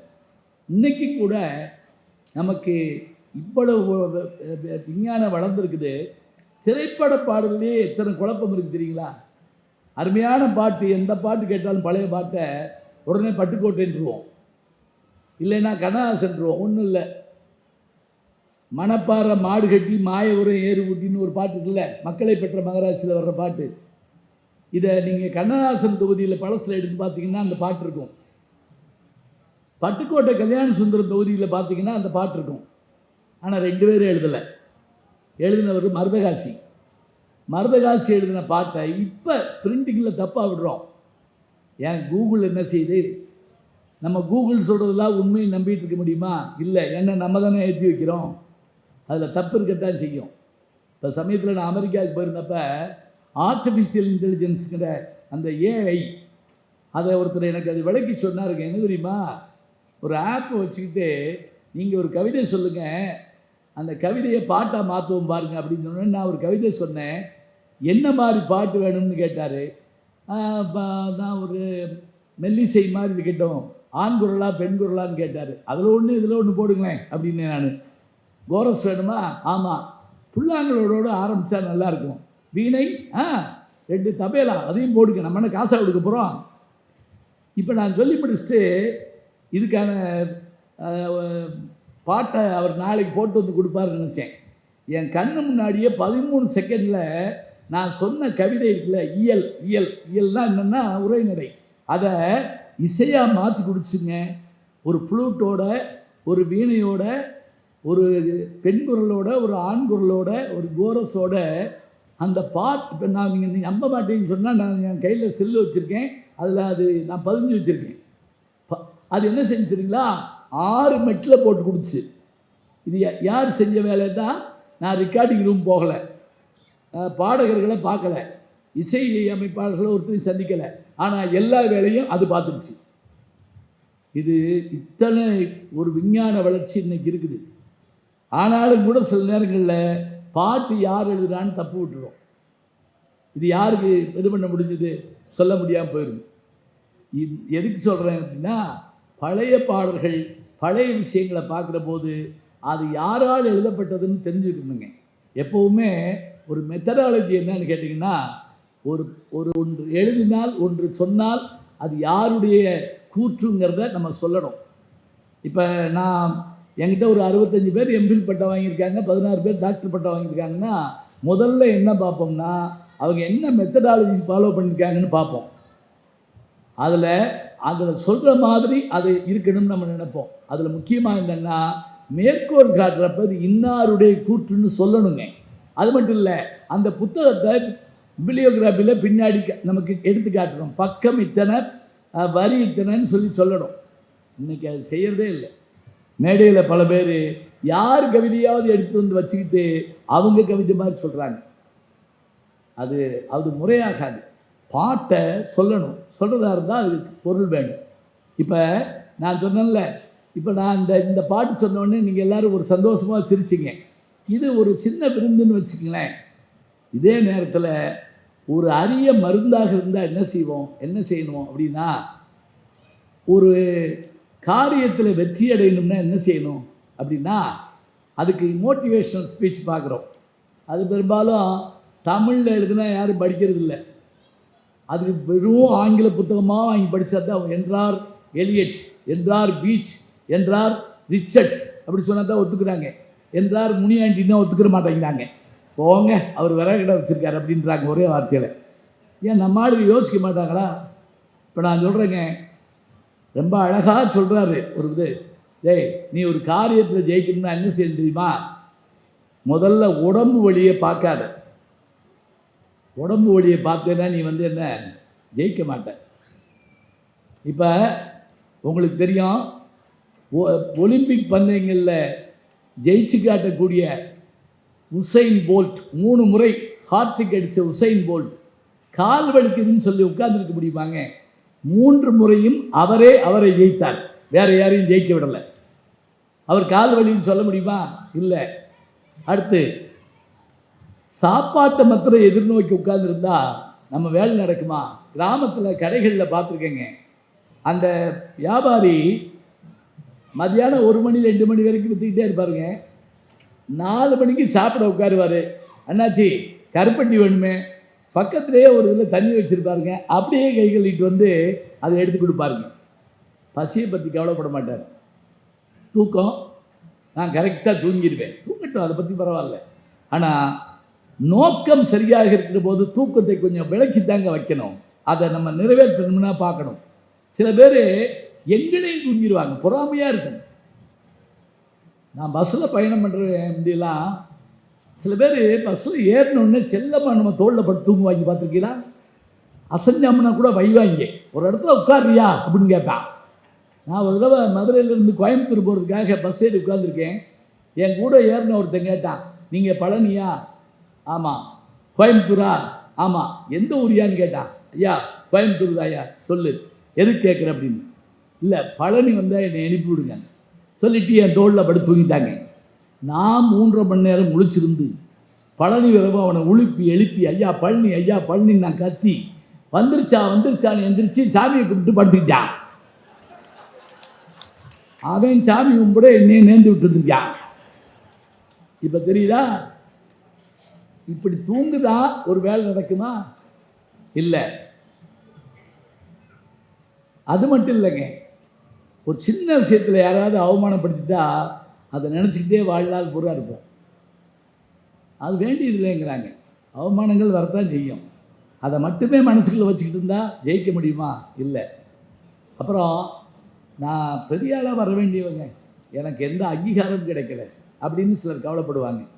அதெல்லாம் எதிர்பார்க்காதப்பா, நீங்கள் பெரிய ஆளாக வருவேங்கிறத நீயே சொல்லிக்கோ. இப்படி பல செய்திகளை உள்ளடக்கி ஒரு பாட்டு இருக்குங்க. யார் தெரியுமா? குமரகுருவர் நீதி நெறி விளக்கம். உங்களுக்கு இருக்கு, எனக்கு இருந்திருக்கு இந்த பாட்டு. நீங்கள் நான் உள்பட சாய்ஸில் விட்டுருப்போம், அவ்வளோதான். என்ன பாட்டு அது?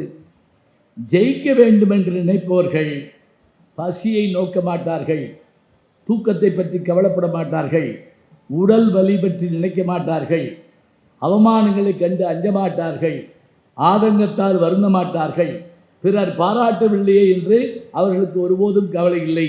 ஏனென்றால் அவர்கள் நோக்கம், அவர்களுடைய இலக்கு ஒன்றுதான். மெய்வருத்தம் வாரார், பசி நோக்கார், கண் துஞ்சார், எவ்வவர் தீமையும் மேற்கொள்ளார், செவ்வி அருமையும் பாரார், அவமதிப்பும் கொள்ளார், கருமமே கண்ணாயினார். இவ்வளவுதாங்க. கருமமே கண்ணாயினார் தான் செய்ய வேண்டும் என்று நினைத்து விட்டால் அவர்கள் பசி, முதல்ல மெய்வருத்தம் பாரார், 2வது பசி நோக்கார், கண் துஞ்சார், அடுத்தவனுக்கு தீமை செய்யக்கூடிய நேரம் இருக்காதாங்க. அதுதானே வாழ்க்கை. எப்போ பார்த்தாலும் பிறருடைய தீமையை நினச்சிக்கிட்டு இருந்தால் நம்மளால் வாழ முடியுமா? சொல்லுங்க பார்ப்போம். இல்லை. அவமதிப்பும் கொள்ளார். இப்படிப்பட்டவர்கள் தான் ஜெயித்து காட்டுவார்கள். இந்த பாட்டை நான் பல இடங்களில் எங்கே போய் சொல்லுவேன் தெரியுங்களா? மோட்டிவேஷனல் வகுப்பில் சொல்லுவேன். நீ ஜெயிக்கணும்னா இந்தந்த விஷயங்களை கையில் வச்சுக்கோ, மனசுக்குள்ளே வச்சுக்கோ. இதை வச்சு தான் என்ன செய்யும்? ஜெயிக்கணும்.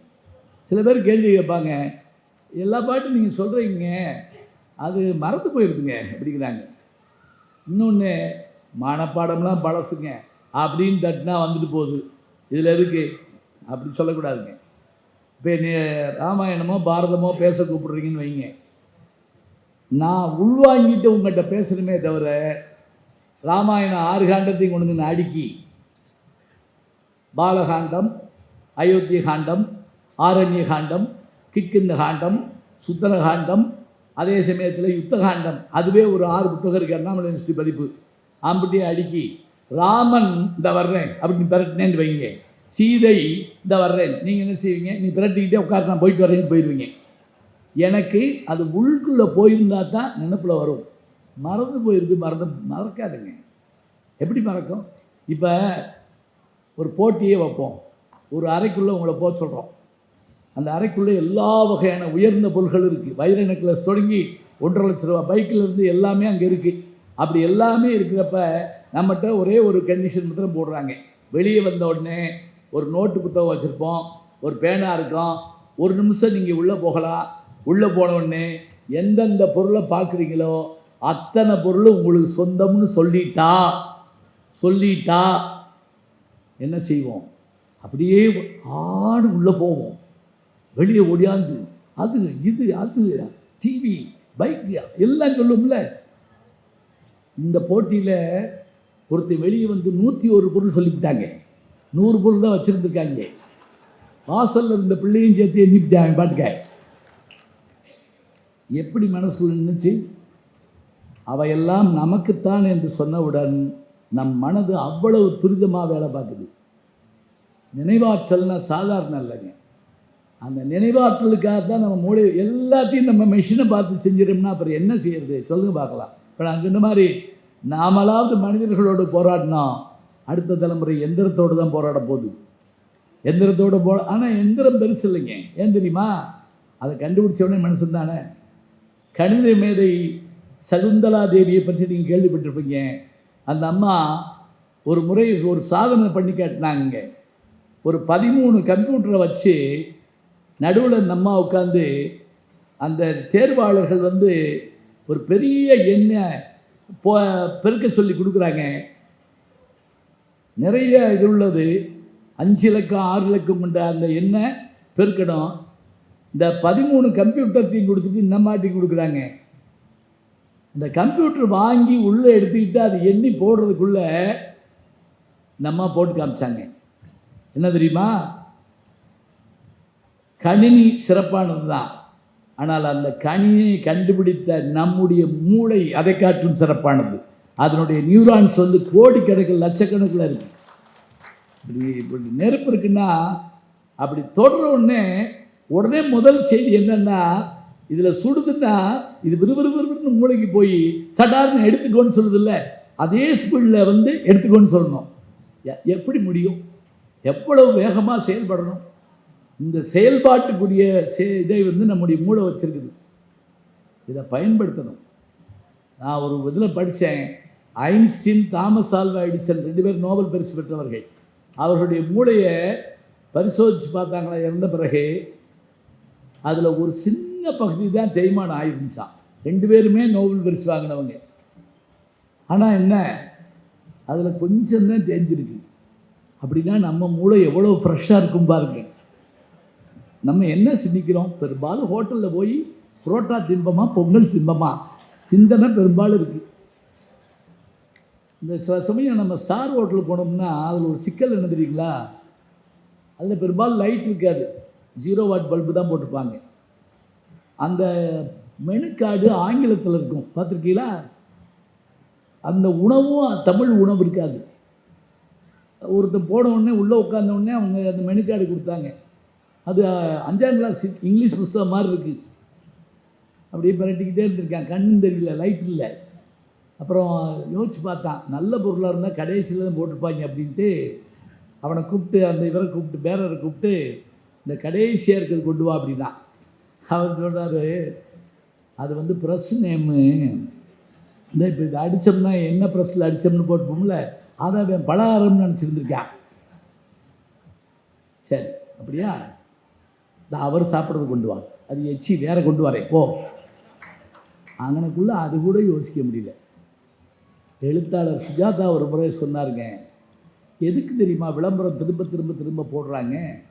ஒரு மிடில் கிளாஸ் மனிதர் அலுவலகம் முடிஞ்சு வீட்டுக்கு வர்றப்ப மனைவி சொன்ன ஒரு விஷயம் ஞாபகம் வந்தால், இன்றைக்கா இருந்தால் செல்லில் என்ன காப்பித்தூள் வாங்கிட்டு சொன்னேன்னு கேட்டுக்கொள்ளலாம்.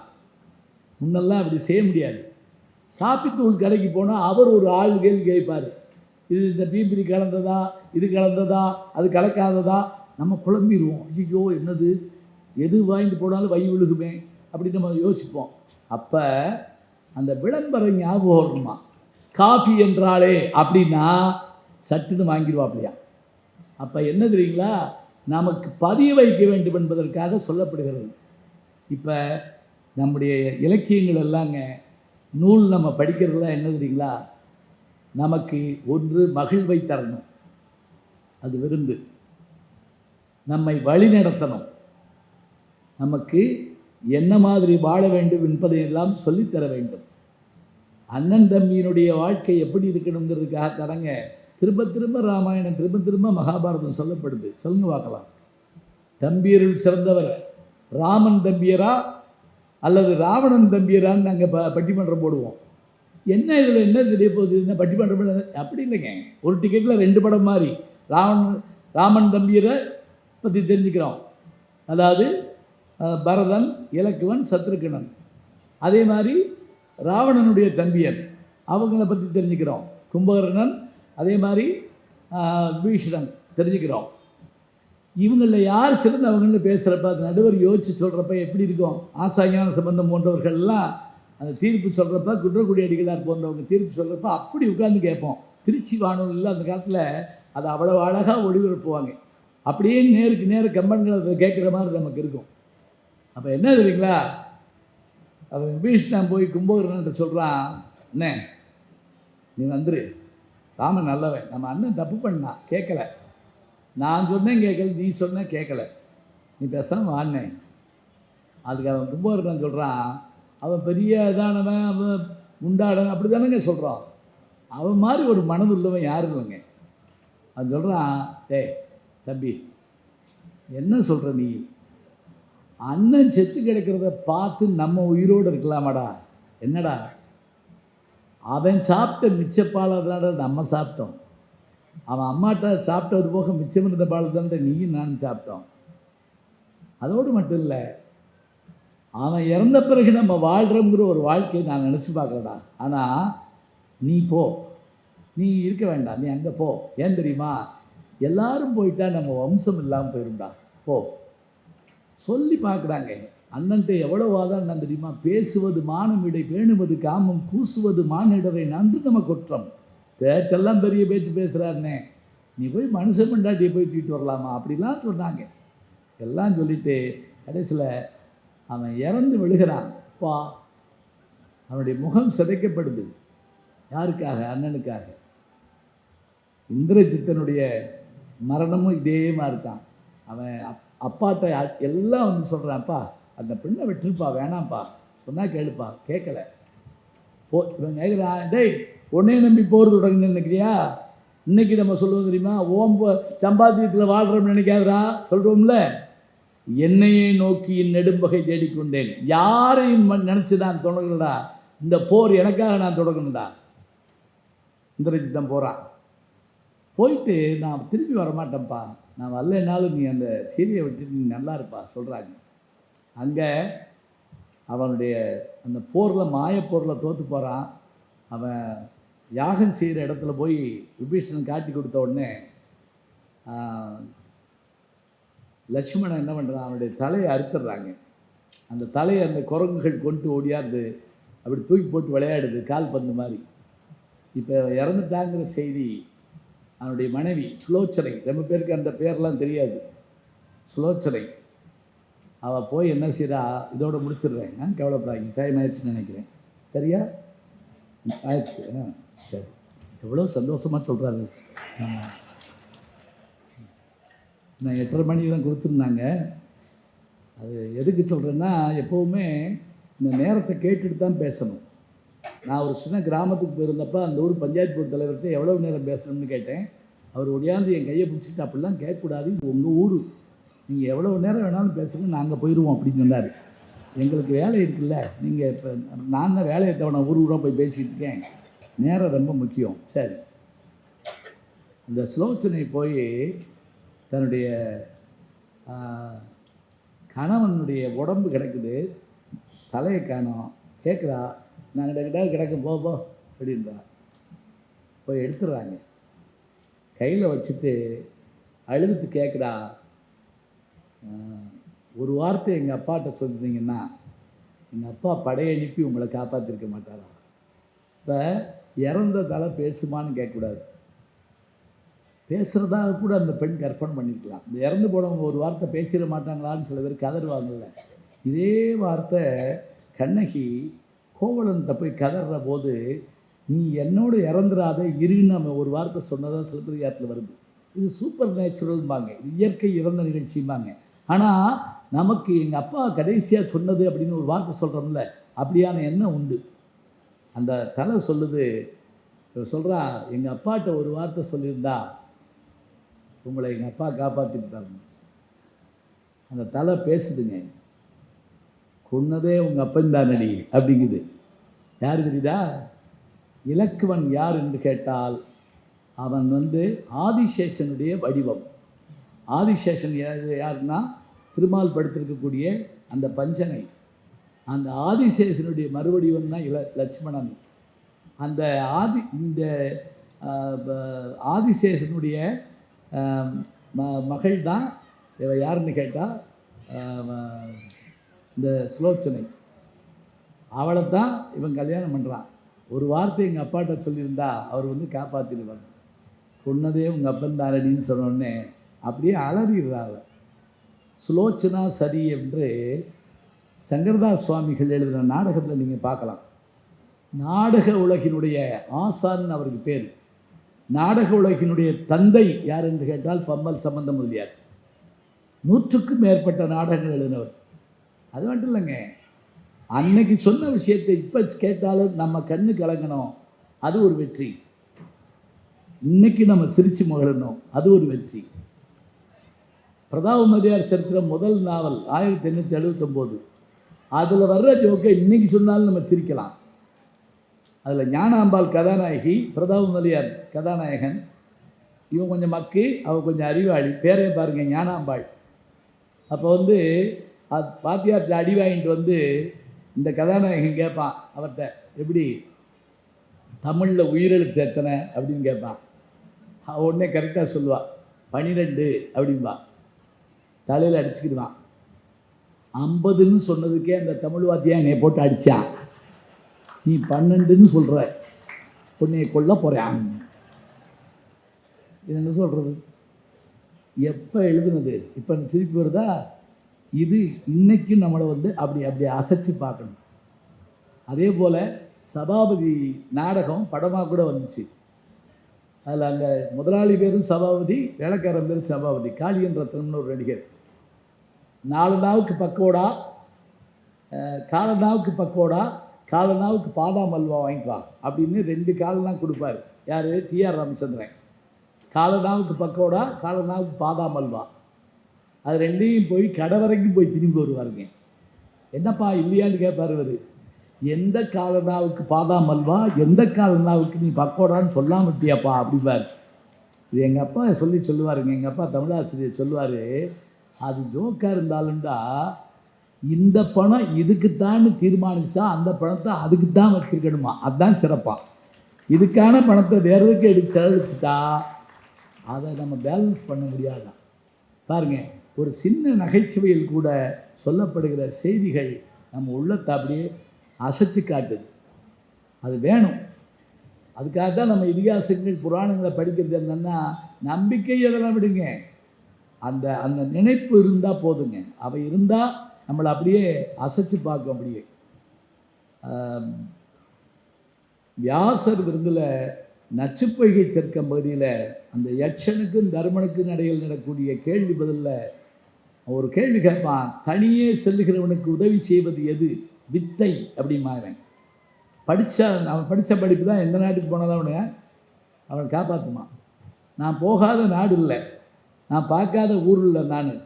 நான் என்ன பெரிய பணக்காரனா இல்லை, நான் பெரிய தாதா, நான் தாத்தா, அவ்வளோதான். நான் எப்படி எல்லா இடத்துக்கும் போனேன்? நான் கற்ற தமிழ் என்னை உலகமெல்லாம் கொண்டு சென்றது, என் கல்வி என்னை உலகமெல்லாம் கொண்டு செல்கிறது. போகிற இடத்துல நமக்கு துணை இருப்பது அதுதான். அவன் எல்லாம் அந்த அந்த கேள்வி பதில் அபாரமான ஒரு கேள்வி என்ன தெரியுங்களா? உலகத்திலேயே வேகமானது எதுன்னு கேட்குறான் யட்சன். மனம் அப்படிங்கிறான் தருமன். மனமளவுக்கு வேகமாக போகிறது உலகத்தில் எதுவும் இல்லை. எல்லாம் முடித்த உடனே இறந்து கிடக்கிற 4 பேரில் ஒரு ஆள் எழுப்பலாம். அப்போ அவன் 4 பேரில் பீமனை எழுப்பலை, அர்ஜுனன் எழுப்பலை, சகாதேவன் எழுப்பலை, நகுலன் எழுப்புறான். அந்த யட்சன் கேட்குறான், ஏன் உன் தம்பிமாராகிய இந்த 2 பேரும் வலிமை உள்ளவர்களை விட்டுட்டு அப்படி ஒன்றும் வலிமை இல்லாத அந்த நகுலன் எழுப்புறாரு. ஒன்றும் இல்லை, நாங்கள் 3 பேரும் பிறந்தது குந்திக்கு, அந்த 2 பேரும் பிறந்தது எங்கள் சின்னம்மாவுக்கு, எங்கள் அம்மாவுக்கு ஒரு பிள்ளை, எங்கள் சின்னம்மாவுக்கு ஒரு பிள்ளை இருந்தால் போதும்னு நான் நினச்சேன். அவன் தாங்க தருமன். இந்த எண்ணம் இருந்தால் போதுங்க. அறம் செய்ய விரும்பின அந்த அம்மா ஏன் சொன்னா, உனக்கு மனசு நல்லா இருந்தால் போதும், அது எல்லாவற்றையும் சரி செய்யும். இலக்கியங்களை படிப்பது அதற்காகத்தான். மனம் எனும் அந்த ஒன்றை குரங்கு போன்று அதை கட்டுப்படுத்தி காப்பாற்றக்கூடிய ஆற்றல் அதற்கு உண்டு என்று சொன்னால் நிறைய வாசிக்கணும், திரும்ப திரும்ப வாசிக்கணும். ஒவ்வொரு முறை வாசிக்கிற போதும் அதில் ஒரு புதிய செய்தி வந்தால் அது கொடுக்கவில்லை, நாம் வளர்ந்துருக்கிறோம் என்று அர்த்தம். நான் 2ஆம் கிளாஸில் திருக்குறள் படித்ததுக்கும் டாக்டரேட் படிக்கிறப்ப திருக்குறள் படிக்கிறதுக்கும் எனக்கு வித்தியாசம் இருக்குன்னா எப்படி அப்படின்னா, என் அறிவு மூலமாக நான் அதை பார்க்குறப்ப அடேப்பா திருவள்ளுவர் எவ்வளோ பெரியவர். இந்தா நாளை மறுநாள் அங்கே வெள்ளி விழா கொண்டாட போகிறாங்க, 1ஆம் தேதி எங்கள் குமரிமுனையில். அந்த குமரிமுனையில் வள்ளுவருக்கு சிலை வைத்து அந்த சிலையில் அதுக்கான 25 வருஷம் ஆச்சுன்னு சொன்னால் அழகாக சொன்னார் பாருங்கள். நீலத்திரைக்கடல் ஓரத்திலே நின்று நித்தம் தவம் செய் குமரியல்லை வட மாலவன் குன்றம் இவற்றிடையே புகழ் மண்டி கிடக்கும் தமிழ்நாடுன்னு சொன்னால் அங்கே நின்ன அந்த தாய் யார் என்றால், நீலத்திரைக்கடல் ஓரத்திலே, தூரத்தில் இல்லை, நித்தம் வாரத்துக்கு ஒருக்கல்ல, நின்று உட்கார்ந்து இல்லை, தவம் செய்யக்கூடிய அந்த குமரி அன்னைக்கு துணையாக இருக்கட்டும் என்று சொல்லி வள்ளுவனையும் நிறுவியிருக்கிறார்கள். ஏன் தவம் செய்கிறாங்க தெரியுமா? 2 பேரும் கடல் கொண்ட நூலெல்லாம் திரும்ப வந்தால் நமக்கு அத்தனை செய்திகள் கிடைக்கும். மயிலை சீனி வேங்கடசாமி எழுதிய மறைந்து போன தமிழ் நூல்கள்னு ஒரு இது இருக்குங்க, ஒரு புத்தகம். எப்போயாவது எடுத்து படித்து பாருங்கள்.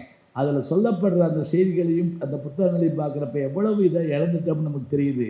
நச்சினாக்கினியரை பற்றி ஊவேசா எழுதுவார். இவரை நான் படித்து கொண்டு வருகிற போது இந்த ஒரு மேற்கோள் காட்டி இந்த பாட்டு எதில் வருதுன்னு சொல்லாமல் வந்த வழி கண்டு போயிடுவார் ஒரே வார்த்தையில். நீ படித்து பாரு, உனக்கு புரியும் பாரு. என்ன செய்யறது?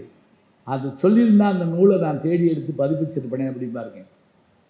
தமிழ் பெருங்கடல். நான் இன்னொரு வரைக்கும் என்ன செஞ்சேன்? ஐன்ஸ்டீன் சொன்ன மாதிரி நான் சிப்பிகளைத்தான் பிறக்கி இருக்கிறேன். கடற்கரைக்கு சிலர் காற்று வாங்க போவார்கள், சிலர் கடலில் குளிக்க போவார்கள், சிலர் மீன் பிடிக்க போவார்கள், சிலர் அயலகம் செல்வதற்காக போவார்கள், சிலர் சுண்டல் வாங்கி தின்பதற்காக போவார்கள், சிலர் கடலுக்குள் மூழ்கி முத்தெடுப்பார்கள். முத்தெடுப்பதும் சுண்டல் வாங்கி தின்பதும் அயலகம் செல்வதும் காற்று வாங்க போவதும் நம்முடைய கையிலே தான் இருக்கிறது. 1000 ஆண்டுகள் கடந்தும் கூட, 10,000 ஆண்டுகள் கடந்தும் கூட நம்முடைய நூல்கள் இன்றைக்கும் இளமையோடு இருக்கிறது என்று சொன்னால் உன் சீரிழமை திறம் என்று செயல் மறந்து வாழ்த்துதுமேனு மனோன்மணியம் சுந்தரனார் சொல்கிறாருன்னு சொன்னால், அந்த தமிழ் மொழி சில மொழிகளுக்கு ஒலி இருக்கும், மொழி இருக்காது. சில மொழிகளுக்கு லிபி இருக்காது, மொழி இருக்கும்.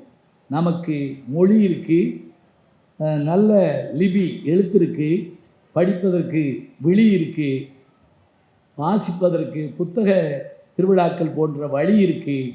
எல்லாவற்றையும் பயன்படுத்தி நாம் வெற்றி பெற வேண்டும். விருந்தையும் மருந்தையும் அருந்திய உங்களுக்கு நன்றி. வணக்கம்.